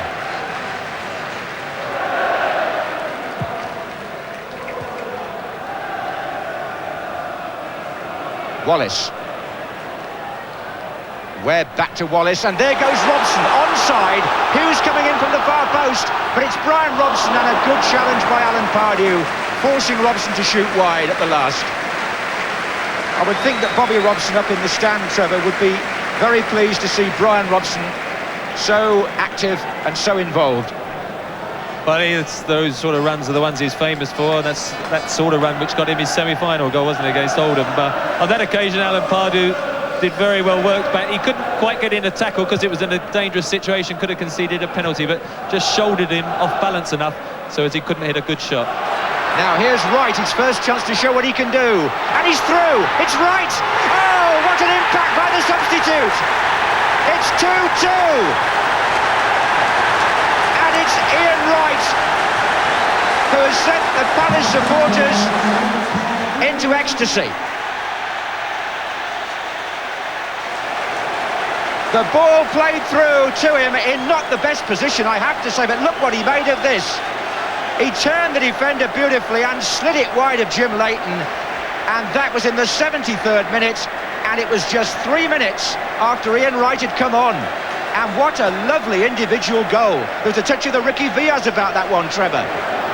Well, he looks pretty pleased there, I'm not surprised. I do believe it was his first touch, wasn't it? I can't actually, he's been running around as you do as a substitute, trying to get a touch. Here he is, and really Gary Pallister caught very flat-footed. You shouldn't let a striker turn in on goal like that. You should funnel him to the touchline. He kept his head well, kept it low, and really that's it. That is him at his best. Turns inside, he's so quick, always on his toes, sees that corner, and here, not surprisingly, he's just about, the shot froze there, but he just about went on one of his runarounds, which all goal scorers do at Wembley, and suddenly, what a cup this has been, isn't it? Always topsy-turvy matches, and there's Steve Coppell, the master stroke substitution, shall we say. And a grim-faced Alex Ferguson, but that has to go down as one of the classic individual cup final goals. It came out of nothing from a player whose skill factor is well recognised, but who many people felt wasn't really fit enough to take part today. Well, he's proved them all wrong, but Steve Coppell has been proved right, because to leave him out of the starting lineup and then bring him on when something fresh was needed has proved at this stage to be something of a masterstroke. He's so bubbly and so confident, this boy. He said to one of our interviewers today, I think it was to David Davis at the hotel, he said that I was born for this day. Well, at the moment, it's looking good. We're 15 minutes away from the possibility of extra time. It's 2-2 in the cup final. And I wonder how important that goal line clearance is going to be proving from Andy Thorne. Because if it had been 3-1 then, surely the game would have been over. But he got the ball away from McClare, and Steve Coppell's team showed their powers of recovery that have already gone down in semi-final folklore.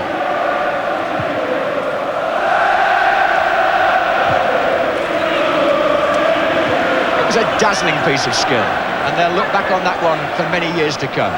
Here's Gray. Oh, Brian Robson, well, he can't complain sometimes when he gets bundled about, because he digs in a bit himself, and it's a sign of the anxiety which now may affect Manchester United, because with free kicks to come and Thorne and O'Reilly in there, anything can happen now.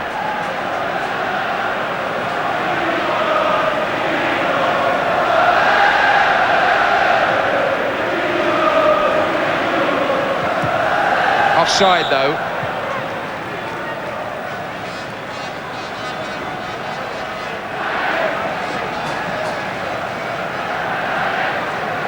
Well, which way is this cup final going to go now? It's such a fluctuating game. As indeed it was last year, if you think back, and Coventry Spurs comes to mind. We certainly haven't been short of excitement and incident in cup finals in recent years. And of course, last season the substitutes came on and each scored twice, Ian Rush and Stuart McCall. And now it's Salako for Palace.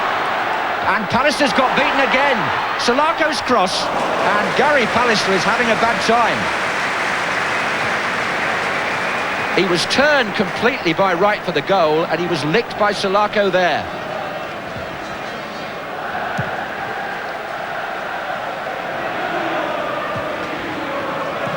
Gray.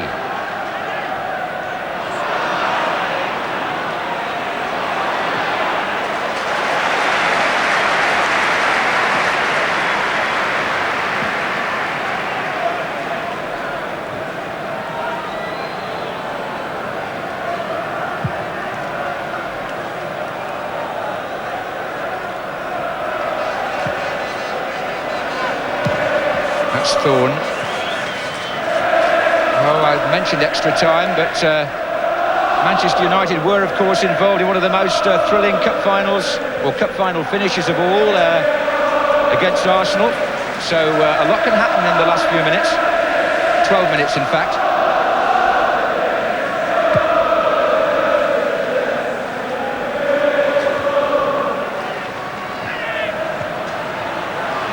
This is Neil Webb.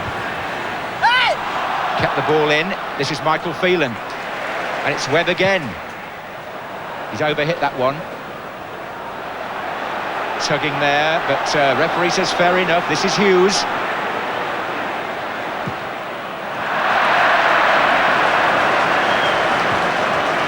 Well, he scored the goal that got them a 2-1 lead. He probably ruefully walking back there, thinking to himself, pity they've equalised. I could have got the headlines there, but that cross, the classic step over, made the opening.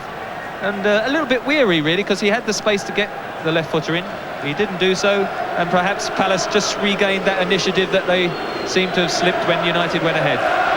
Well, Steve Coppell has used his trump card from the bench, Ian Wright. I just wonder if this might be the moment for Alex Ferguson to consider the introduction of young Mark Robins, Trevor.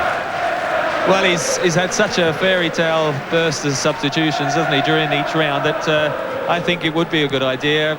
It's just a case, of course, he would have to break up probably the trio in midfield of Manchester United. And so who do you take off, unless he took Danny Wallace off on wide? But I think you've got to be positive and think attack-minded. But Alex Ferguson must be thinking about Mark Robins, because psychologically it perhaps would lift the crowd and the team, because at the moment they're just a little bit on their heels. Yes, Manchester United had the better of things in the first period of the second half. There was no doubt about that. They put themselves into a potentially winning position, but this spirit of Crystal Palace that is something synonymous in a way with that of Wimbledon. Bobby Gould was comparing it last night in our preview programme. It's been the backbone of another recovery by the outsiders. Here's Webb. I keep saying outsiders, it's no disrespect. This is Phelan. Ince. And it's Phelan! Well, he seemed to get caught between a cross and a shot there. It wasn't pulled back far enough for Hughes or McClare. Now it's going to be a Palace throw. I say Palace are the outsiders. In actual fact, these two teams finished level on points in the First Division this season. The only reason Manchester United finished higher was because of goal difference. And Palace, I think, have thrived on the fact that most people do see them as underdogs here.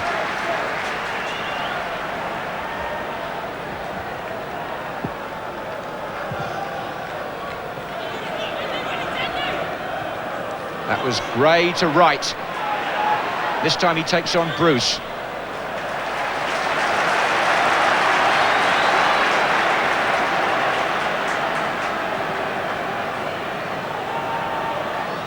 Now, the long throw. Andy Gray to take it. Gary O'Reilly well forward.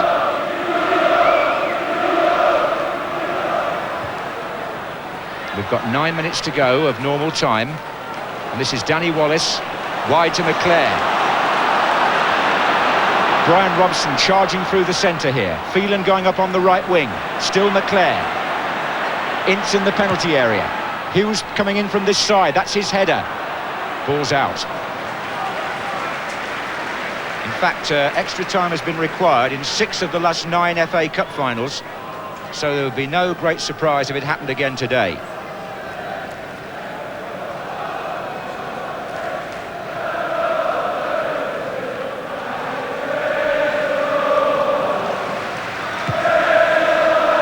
The news from Hampden Park, there's still nothing to choose between Aberdeen and Celtic. It's 0-0 in the Scottish Cup final. It's 2-2 here. This is a player who's been in both. McClare, Webb, Wallace making a run across the box. He and Hughes hit each other and both finished up on the ground. It's a sign of the confusion that seems to have spread through United the last few minutes. In fact, Wallace has got hurt and Hughes is down. And this could be the signal maybe for Robbins to get ready.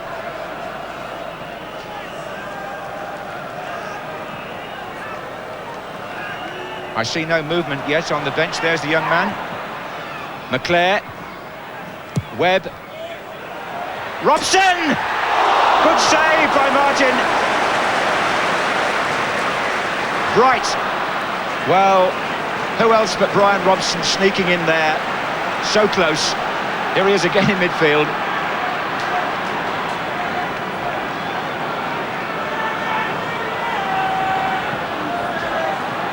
Pallister.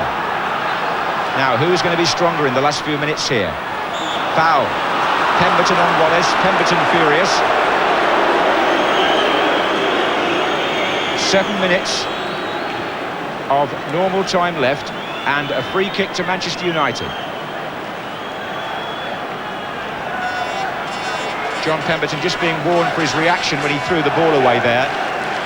So hyped up on such a big day, especially for players who never expected to be here, like John Pemberton. Now Pallister and Webb are the furthest players over. Bruce is in there too. Martin takes it. And here's Jeff Thomas with room to manoeuvre. Ian Wright is going through the inside left channel now. Can he get there ahead of Phelan? And it's Wright. Now the free kick's been given. I'm not sure that Michael Phelan actually brought him down. It may be that Wright tripped over his own feet, I have to say that. But anyway, Alan Gunn thinks differently, and he's given Crystal Palace a free kick, which will lead to great controversy if a goal should come from it. I think Manchester United are also claiming that as he controls it here, he handballs it. As you see, it bounces up, and it's going to be a bit nasty to control it, and there it is, touched on with the hand, so the free kick doesn't even apply. Well, it will be controversial then, won't it, if they score from this?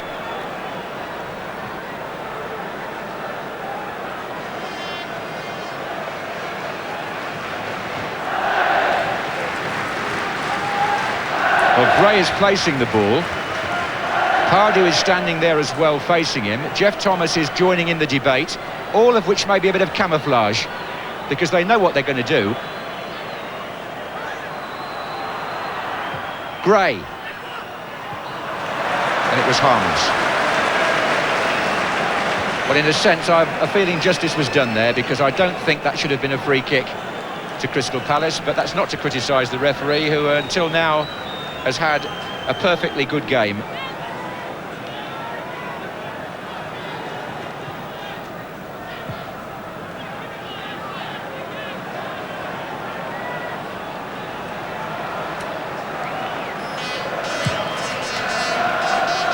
So with less than 5 minutes of normal time left, it's Pemberton back to Martin.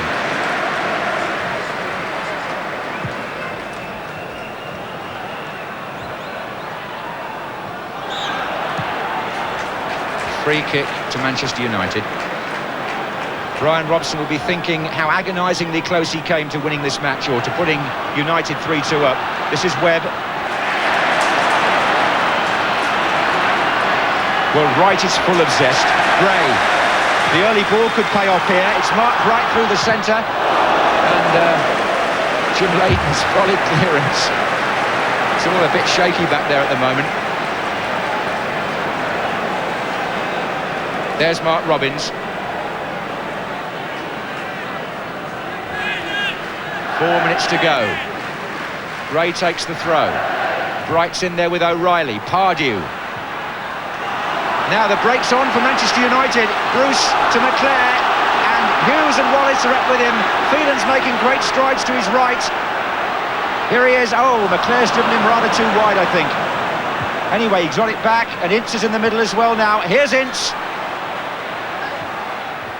Away by Shaw. Phelan. McClare. Against Salako.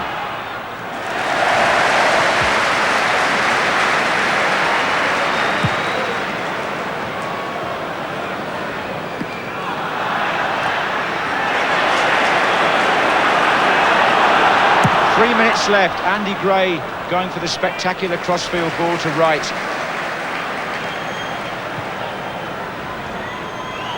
In fact, both Manchester United substitutes getting prepared, and we have an injury anyway. It's cramp. And I just wondered with that Brian Robson header, Trevor, whether Nigel Martin had a bit of help from the post with that save, you know, looking back. I've got a feeling it did come back off the post because it came back very firmly, and certainly it was typical Brian Robson getting in late again. Another downward header. Good tip for youngsters watching. You know, it's very difficult for goalkeepers to, when they're headed down, to get to them and get at the touch. But he might have got the faintest of touches, but I'm sure it came back off the post in the end. That was my impression at the time, that the post was what really kept it out.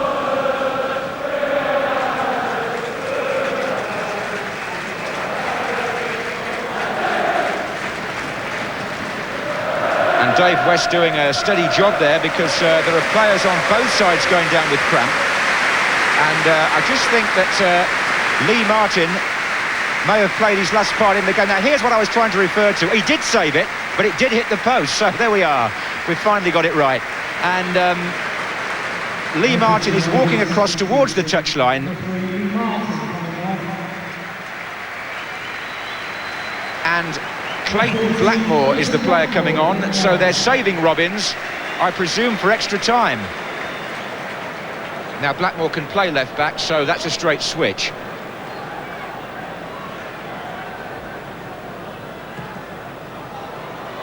I hear that Gray through the middle for Bright, offside. I hear that at Hampden Park they're already in extra time. It's 0-0 between Aberdeen and Celtic after 90 minutes. So we'll keep you posted on that. But there's a minute left here of the 90. It's Ince for Manchester United. He's gone past Pardew.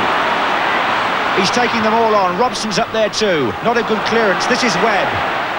Good ball out to Wallace. Robson waiting in the middle. So is Hughes.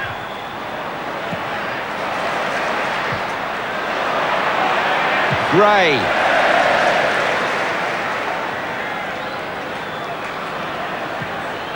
Oh, good ball by Pallister to Webb.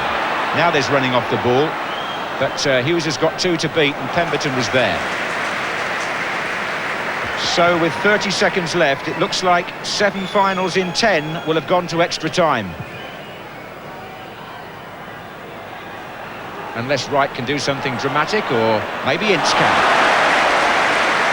He wants help. Wallace.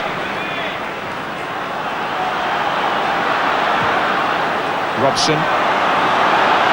Phelan. Manchester United's fans urging them to one last effort here. McClare. We're into stoppage time. Thomas, hounded by Robson. Good enough to get away.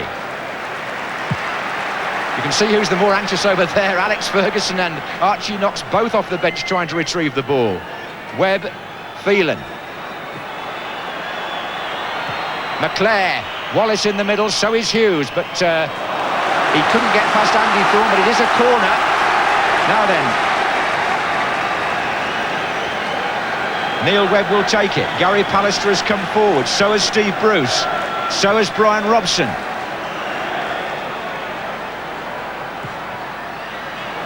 And Jeff Thomas didn't have to do much apart from chest that down, and he's found Wright with a very good ball. And Gray wants to make a run, and so does Bright. Wright's keeping the ball for the moment, but he's got options either way. It's still Wright. They're screaming for it on the right wing. Bright now. Still Mark Bright. He's going right across the line. He wants help again now. Thomas. Gray. Good turn by Gray. Well, what a finish that would have been. Just look how disturbed he is. And Andy Gray, who always likes to go for something out of the ordinary.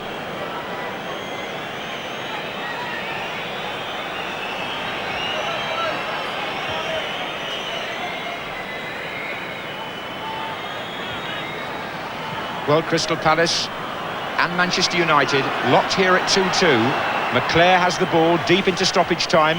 Phelan's made his run down the right. Corner.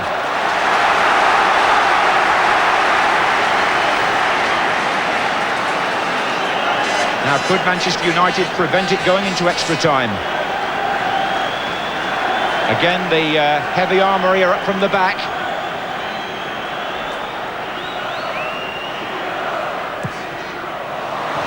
Again, the corner wasn't well delivered by Wallace. Shaw is there to clear for Palace. It's a throw-in this time. There is time to be added on here for injuries because the trainers were on the pitch for quite some time. Here's Webb for United.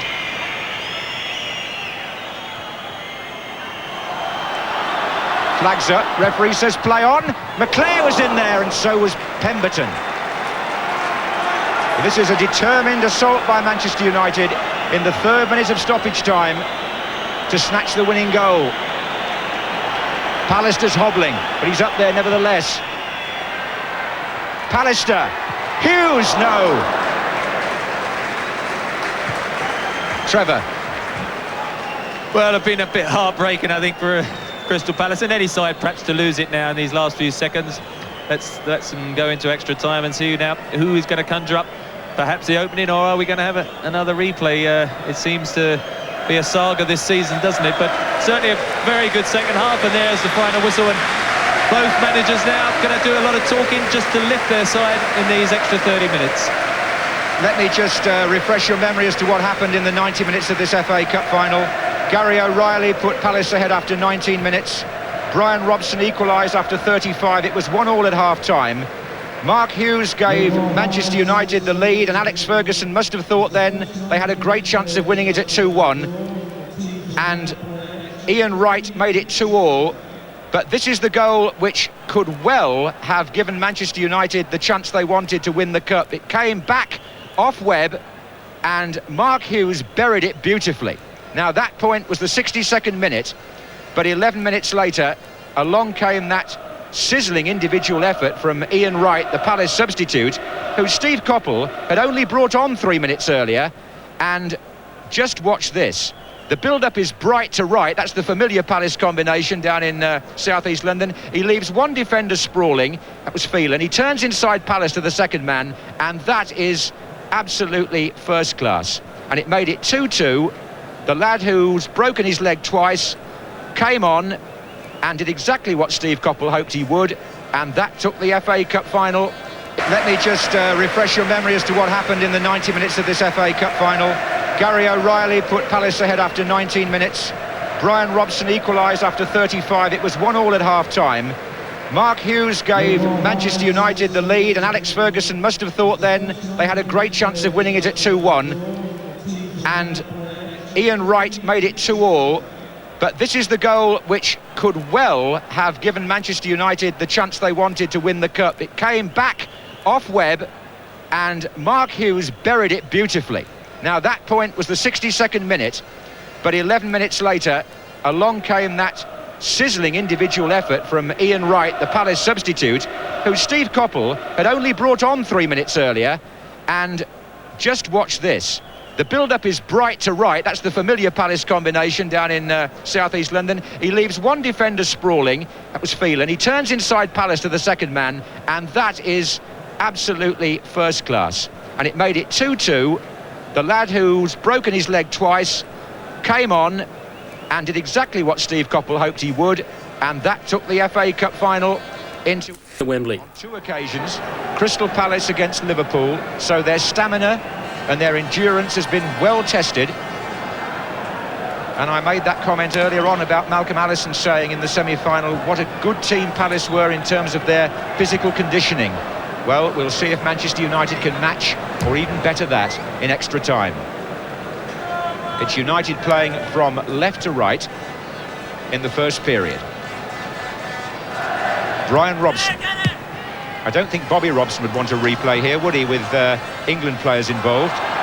Because England are due to play Denmark on Tuesday, and there would be a replay of the FA Cup final if required on Thursday here. So don't book that night out just yet. This is McClare. Ince. Good running on the far side by Clayton Blackmore, the substitute. Andy Gray went back with him. Just managed to get the ball away. Here's Wright. Fouled by Bruce.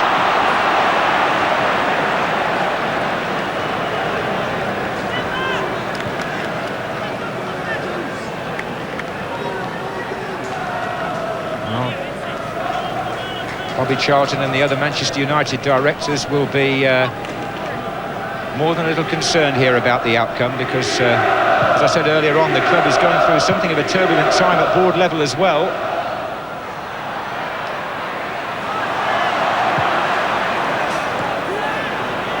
Webb, O'Reilly, Salako, who's playing further forward now that Shaw is in an orthodox left-back position here. In fact, Salako is playing wide on the left in Barber's old position. Phelan is challenging him. Wright! Goal! It's Ian Wright again! Palace are in front at 3-2. And Steve Coppell has made... No, he's made one of the great substitutions. And the Palace players have been called back by the referee. It's a goal, all right, but they've been called back from celebrating. Don't let me take it away from Ian Wright. What a good finish, but it was interesting there. In the light of current crowd control, Alan Gunn ran behind the goal and pulled them all back from the crowd. It's 3-2 to Crystal Palace. Ian Wright has scored his second in the 92nd minute. And as last year, we have a substitute who's come on and scored 2 goals, just as Rush and McCall did. Palace are in front. Here's McClare for Manchester United. It's Phelan. Fields for handball. It's McClare again. And that's out. Well, Trevor, they've done it again. At least they've taken the lead again, and they've got to bring on Robbins now. Well, one substitution has meant that the other one's going to be brought on as well, because a really good cross from John Salako there, and Ian Wright getting in behind Stevie Bruce. He wondered whether Jim Leighton could get to the cross, but it was a really good deep cross, and really Steve Bruce just went to sleep for a couple of yards. And Ian Wright there, he did say he thought he was born for today, and 2 goals, I think you're going to be right. Well, managers have to think so long and hard about what to do with top-class players who are not quite 100% fit, but whose presence on the day could make a difference. And when Steve Coppell decided to leave Wright out of the 11, but keep him up his sleeve, it would seem that he made a quite inspired choice. Meantime, we're going to get the second Manchester United substitution, and Gary Pallister, who I feel has been struggling a little bit with an injury. I don't know whether the crowd would appreciate that. He was hobbling earlier. He's the man going off. And 20 years old Mark Robbins, they say he's got the goal-scoring touch, just like Ian Wright, and he's proved it this season in the FA Cup. Can he do for Manchester United what Wright, the number 12, has done for Crystal Palace? And the introduction of Robbins has meant that, in fact, Michael Phelan's gone alongside Stevie Bruce. Paul Ince is going to play right back, which he didn't look too pleased at when he was told. And Robbins obviously gone up front with Hughes. Yes, that's precisely the reorganisation. This is Hughes, in fact, for Manchester United. They're 3-2 down. And Crystal Palace, who started this FA Cup campaign as 66-1 outsiders, well, if Manchester United felt they had one hand on the trophy at 2-1, then Palace might just start to believe that at 3-2, but it would again be unwise to be too sure, because After all, it was 3-3 in the semi-final at Main Road. It could be 3-3 again. Who would dare to say? But there is cramp now affecting quite a few players on this sapping Wembley turf. It's Richard Shaw who's down now. What an explosive start, Trevor, to the first period of extra time. I mean, people were hardly settled down again when Wright closed in. It was a good cross, wasn't it, by Salako, as you said? It was a good ball over the top, and Salako's pace just took him and enabled him to get onto it in front of Michael Phelan, who I thought has really had an excellent match up until that moment. The Salako's pace gave him that extra yard. He turned then outside and put his right cross in. There he is, hands on his hips, and there you can see him turn to get it on his right foot. A good deep cross which goes beyond everyone. Stevie Bruce just caught then, and Ian Wright slid in, volleyed high into the net, and I think he'll look forward to watching that on his video a few times. Well, he certainly will if the score stays like this, Trevor, yes, because of course he's now got 2 goals and he's pulled Palace round from 2-1 down to 3-2 up. And here's Mark Bright. And I suppose we have to say that Ian Wright's on a hat-trick, and the last man to achieve that in an FA Cup final was Stan Mortensen back in 1953. Here's Salako. And there goes Wright, looking for the third one, overhit this time.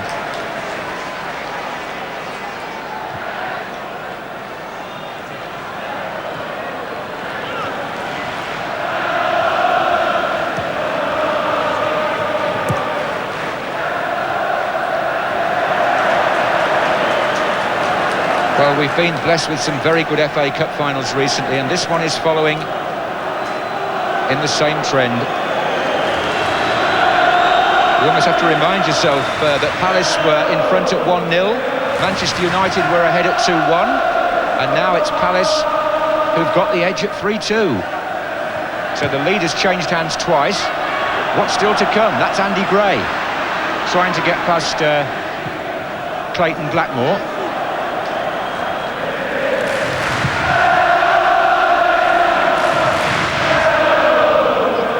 Robbins, Shaw, Webb. They've got a man over on the far post here, you know. This is Ince. Ince's shot, and Nigel Martin gathered that really well.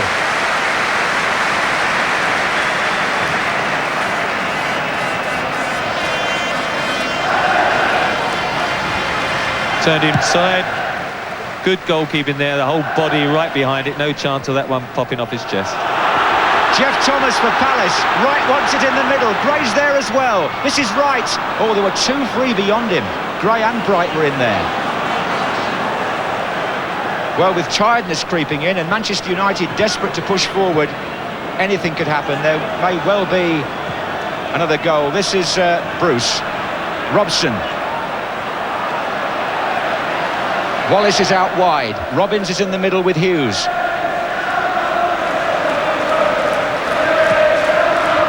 Blackmore.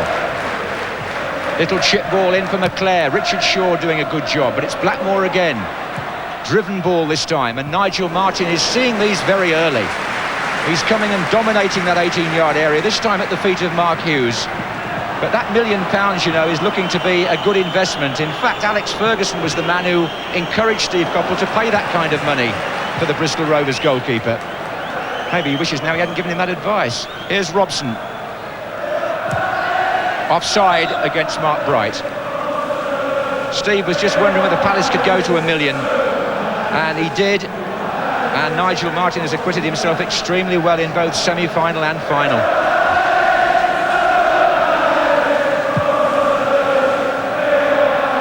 Hughes against O'Reilly. Touch into Webb.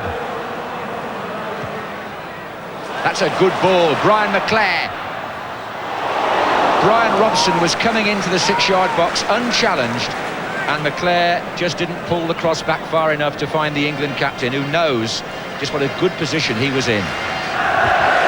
Yeah, there's a roar of expectancy from the United crowd, but Brian McClare, who set up Robson's first goal, will know that that was a wasted opportunity. Good through ball by Neil Webb, though.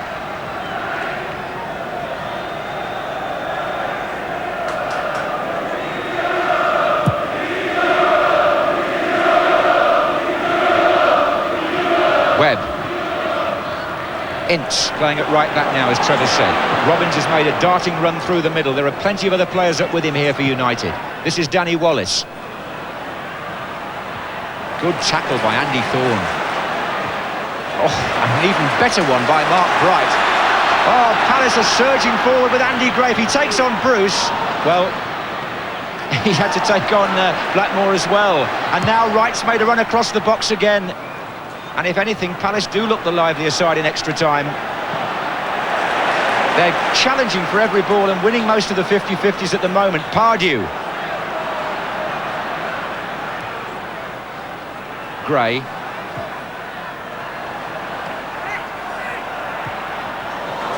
And this is Bruce. Well played by Blackmore there.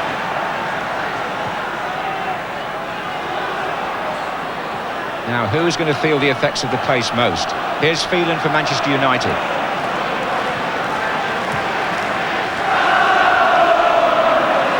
McClare. Good cross. It's going to fall for Robson, I think. Well, the bounce was awkward. Gave O'Reilly the chance to clear. 4 minutes left in the first period of extra time, and Jeff Thomas didn't have to climb all over Ince there, but he's given away a free kick.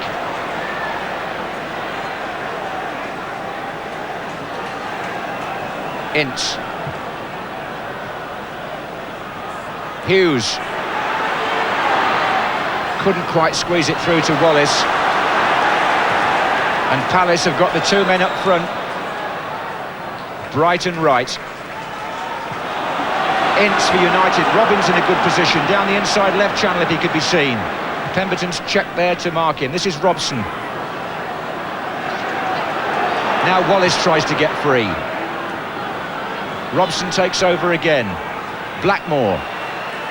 Palace trying to close the gaps. Robson. Wallace.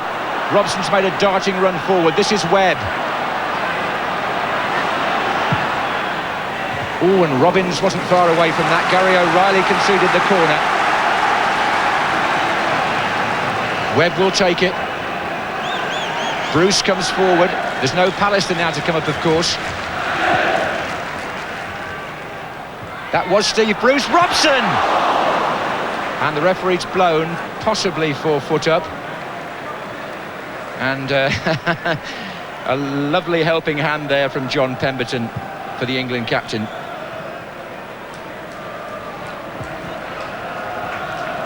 Deep breathing for Steve Cobble. Imagine what the players are feeling like there, but you know, he must feel elated at the moment. Just in those situations, managers keep looking at your watch, waiting for the seconds to tick away, and keep checking, make sure it is working, because it does seem to ebb away very slowly in these situations.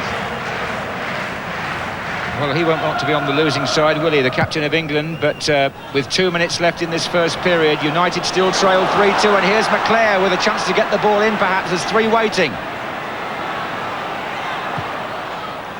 Hughes! Oh, a typical Mark Hughes effort.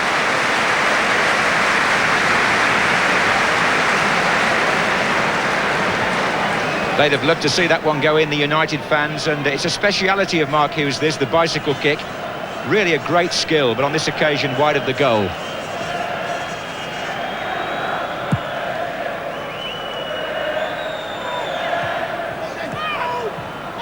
This is Gray. Oh, he should have perhaps played that one earlier to Bright. Steve Coppell. Well, they voted Kenny Dalglish Manager of the Year. They gave Joe Royle a special award, I'm sure both well deserved, but I wonder what you'd say about the job Steve Coppell's done this year. But there's a bit of time to go before he can start thinking about winning the FA Cup. We're a minute away from half-time in extra time. And the ball is played wide towards John Salako.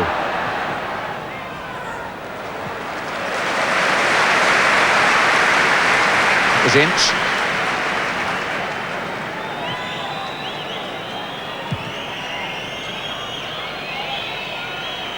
Header by Gary O'Reilly. You really couldn't have written the script, Trevor, could you, for either the semi-final or the final? Either semi-final, really. Well, it's just swung one way to the other, isn't it? As we say, both semis, and then today, And really, the game in both halves started off quite slowly, and suddenly a goal just sparked both halves into life. And then again, on this occasion, extra time, the goal suddenly 3-2. And Manchester United at the moment, I must say, looking the more tired of the two teams. Well, the ball is in the Palace half at the moment, but not for long. We're coming up to the halfway point in the extra period. This is Ince for Manchester United.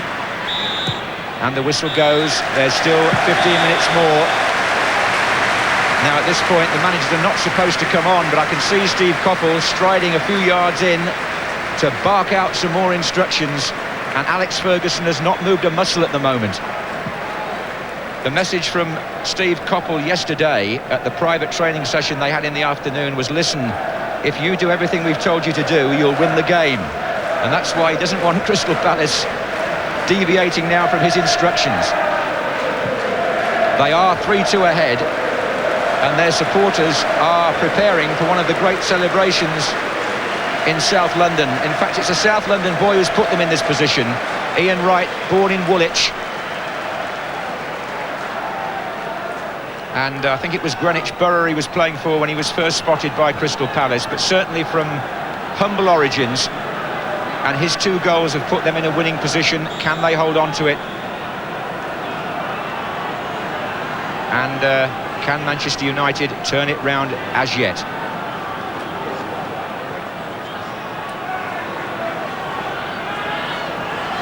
Here's Bruce.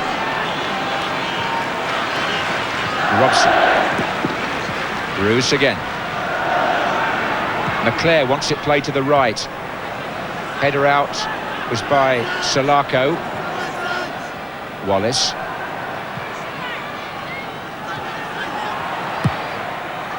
Robbins is in there, so is Hughes. Well, when Andy Gray breaks, Bright and Wright are looking for positions all the time. Here's Bright. Now it's Wallace. Webb. Wallace. And Robson's got a great run on here. Pemberton got to him just in time. This is Hughes. The danger's not over yet. Ince. Good effort! Oh, fine save by Nigel Martin. Well, when he was called upon there, he was right in line. It's a good shot, this, by Ince, and a good tip over. Now then, the corner by Danny Wallace. Short to Webb. Wallace again. Hughes was in there with Bruce. O'Reilly's header out. Ince. And here's Wright. He's away again, and it's 3 against 2. He's got Gray in the middle and Bright on the far side, completely unmarked. Offside. Flag was up, it wouldn't have mattered, even though Andy Gray knows it was a bad piece of control. It would have been a free kick, and instead it's Manchester United breaking with Webb. Robbins.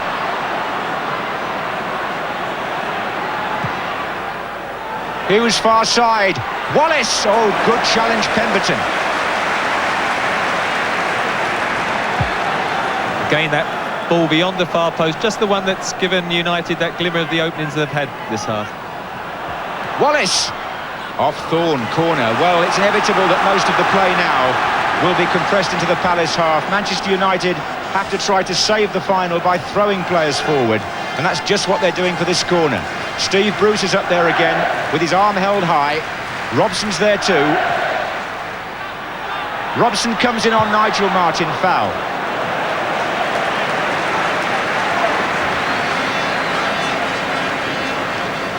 Well, when Ince hit that shot, it came between a couple of Palace players. It had pace, but Martin, that's a terrific flying save, isn't it? And he's had a good day. His family from Cornwall up there in the stand will really be enjoying this. And you think just a couple of years ago he was playing local football before Jerry Francis spotted him and got him to Bristol Rovers.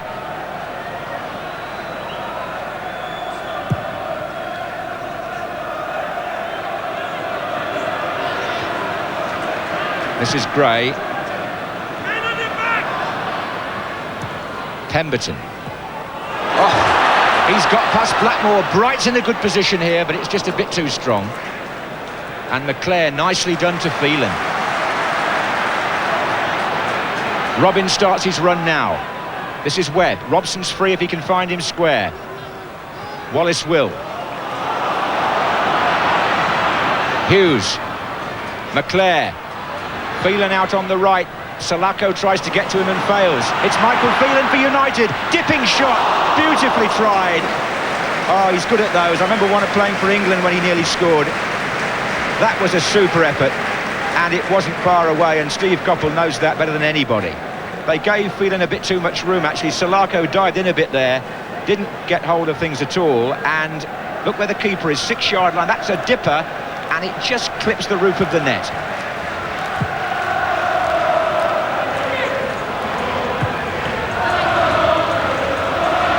Thomas. Now it's Ince.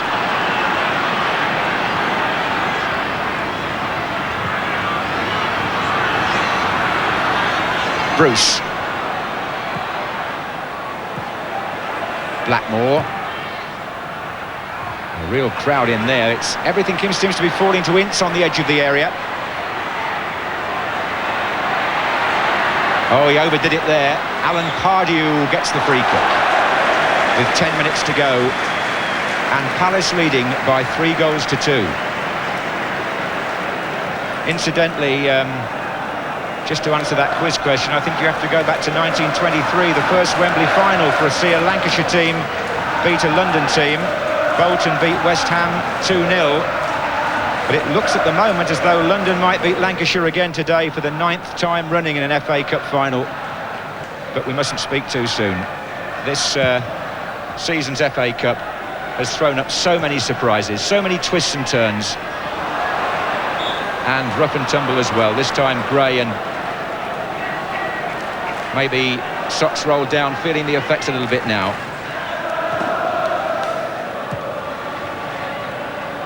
Well, we saw Coventry win here 3 years ago, Wimbledon 2 years ago. Is it Palace's turn? Can Manchester United save it with 9 minutes to go? McClare! Deflection off a Palace head. This is Hughes.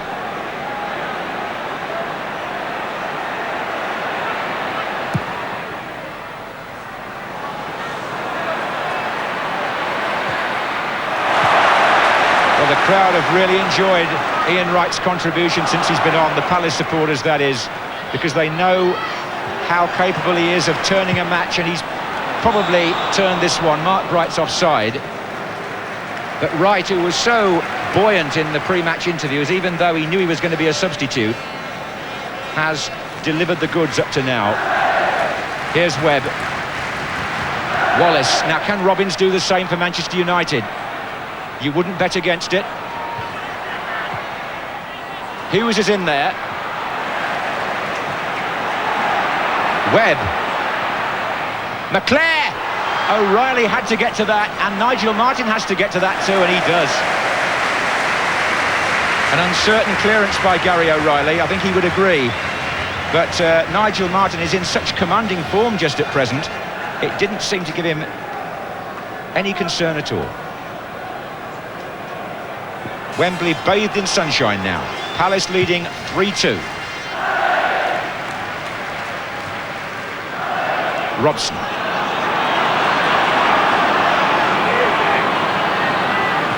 Webb to Wallace. Hughes goes through the middle. Chance here for 3-3. Mark Hughes!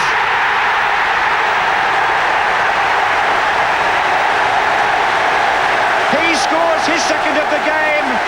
And Manchester United have saved themselves.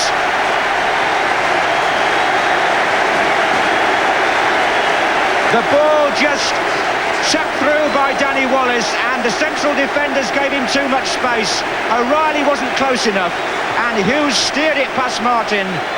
And so what Ian Wright has done for Palace, Mark Hughes has done for Manchester United. He's scored twice. And with just 7 minutes of extra time to go, the score is 3-3. Well, it's quite amazing, isn't it? We should have known better than to suggest that the game was going to stay 3-2 after the cup season that we've had. And in the end, it was so simple, wasn't it? Danny Wallace running with the ball, played a through ball, perfectly weighted. Mark Hughes timed his run well, tucked it away. And in the end, as I say, a disappointingly soft goal, really, I think, from Palace's point of view, defensively. And now it's Hughes who's really on his game. He has been for most of the match, in fairness. Here's Ince. And now it's Manchester United who sniff victory. This is Wallace. Tries to set McClare up. That was Thomas. Oh, look at this. 2 against 2 again. It's Wright against Phelan. And Wright's still there. He's got Bright on this side. He won't find him like that. He was too far away. And it's Bruce. Well, we've said it before that anything can happen, but it's so wide open now. There are players tired. There are gaps appearing. There's opportunity at both ends. And it's Webb for Manchester United, with Robbins making the forward run, with O'Reilly marking him. And Robson's in support. And Robbins finds a way back to Webb. And then Robbins again, and Blackmore's in there. Well, are we going to come back on Thursday night for a replay? That's the next question. But you almost don't want to say anything now for fear of speaking too soon. It's Bright. And it's Blackmore. Goodness gracious. Webb. Defenders are all over the place. Robbins.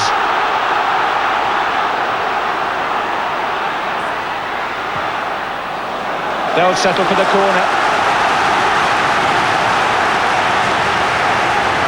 Yes, there are plenty of players feeling the effects now of a draining 2 hours out there.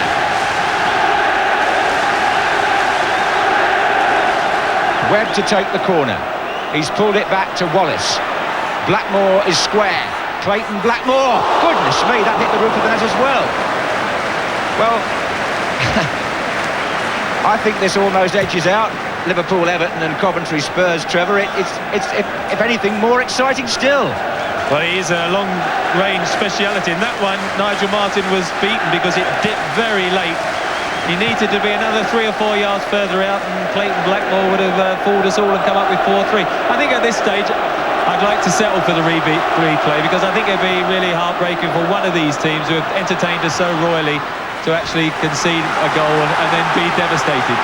Well, if anything, the territorial advantage is now definitely with Manchester United. Palace are going to get it only on the break if they do now. And I think we're going to see a second Palace substitution, are we? Because what's happened is that Andy Gray has gone down behind the goal, and I think Dave West, the physio, is trying to signal to Steve Coppell as to whether to bring on David Madden. It's a question of communication from over there at the moment, and they don't seem to quite know. Well, the referee is standing waiting to see what Steve Coppell wants to do. The linesman's calling Steve back. And Palace presently have only got 10 players on the pitch. Now then, David Madden, a Londoner, midfield player essentially, comes on with 3 minutes to go.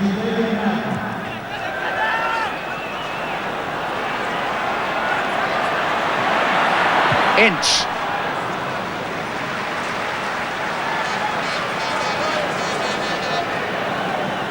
Well, there's David Madden. He's 27 and perhaps remembered best at Selhurst Park for scoring the vital penalty in the playoffs last season that beat Blackburn Rovers and saw Palace into the First Division. But he's been around the clubs a bit, started at Southampton.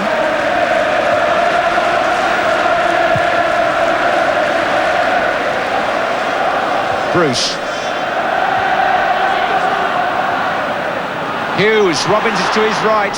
Hughes has led the line really well, I have to say. He's had a terrific match. Full of energy and determination and finishing power. Oh, now then. The ball was nowhere near when that foul was committed. It was John Pemberton on Danny Wallace, and a little bit of anger creeping in there. But it was a rather strange thing for Pemberton to do, because he didn't seem to need to give away a free kick in that position. The referee's having a word with him. And there's a few words being exchanged between the two players as well. Now, Neil Webb and Paul Ince have placed the ball. And they're just waiting for the referee to move away. Webb. Robson! Goodness me. I think his expression says it all there. His expression does say it, because really that was a typical Brian Robson position. Hands on his hips there on the edge of the area. Off he goes. It was perfectly weighted. He just couldn't push off with those heavy calves to get over the ball to head it down, and in fact just cleared the crossbar. But that was a good opportunity. Earlier in the game, with the legs a bit lighter, I think that would have been in the net. Well, I think there's about a minute to go. We're so wrapped up here in all the excitement that we haven't told you yet. You look like having to keep Thursday night clear, but maybe not. Here's Webb. Ince for United. And that was deflected, and the sting really taken out of the shot. The replay is scheduled for Thursday at 7:30 here at Wembley.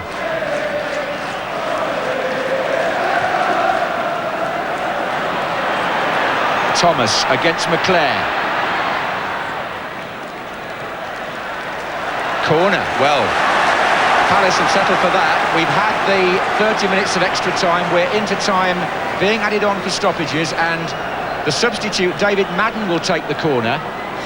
Thorne and O'Reilly to take up their normal near-post positions, and Pardew just about on the penalty spot.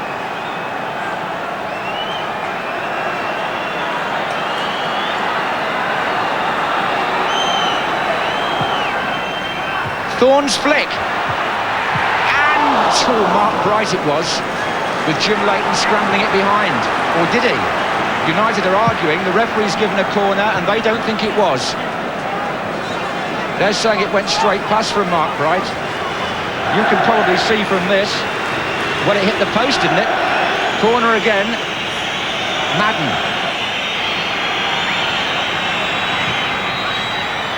Thorne won't reach it this time. And the referee has blown, and the FA Cup final of 1990 ends in a draw. Mark Hughes with 2 goals for Manchester United as Alex Ferguson's team saved themselves in extra time.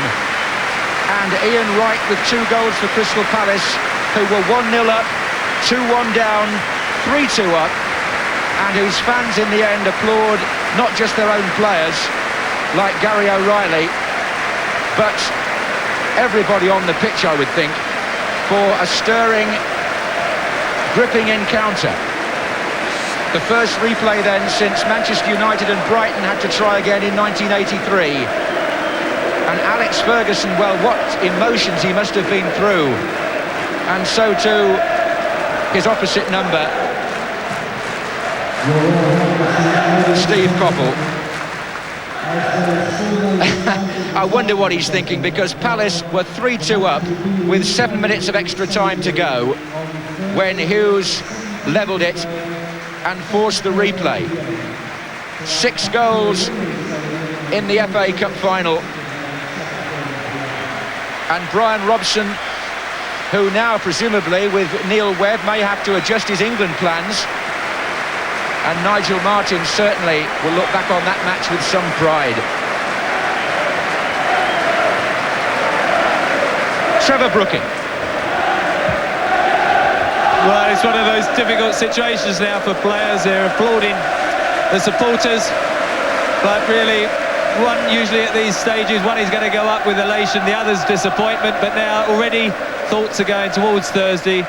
But it was a wonderfully exciting cup tie at times. Perhaps the quality of football, not about the top draw, but the excitement you couldn't have bettered. And you know, previous rounds, the semi-finals we've had, I suppose this cup final was always going to be 6 goals, and here they go up those stairs. Yes, well, I suppose alphabetically Crystal Palace should go up first, as honours have finished even. And I'm just trying to think back, Trevor, to when we last had 6 goals in an FA Cup final, and I'm thinking about 1953, Blackpool 4, Bolton 3. But certainly this one was full of drama, and Jeff Thomas leads Crystal Palace forward to shake the hand of the Duchess of Kent. There will be no medals presented, simply because nobody won and nobody lost. So I think it's basically a question of acknowledging what a fine game it was and what a part all these players produced. Ian Wright particularly with his 2 goals. That's Ron Nodes, the Palace chairman, to the right of the royal party as we look. He won't mind the replay. In fact, the chairman of Crystal Palace was quite happy about a replay because financially that's a real bonus to them, win or lose on Thursday. And now Brian Robson leads up Manchester United. Twice before he's been up and collected the cup. He may still do so again on Thursday, who would say? But for the time being, it's honours even. And so much to talk about into the night, and indeed for many days to come, certainly until the replay on Thursday. I'm sure you'll join us for that. But the final score at Wembley in this 109th FA Cup final is Crystal Palace 3, Manchester United 3.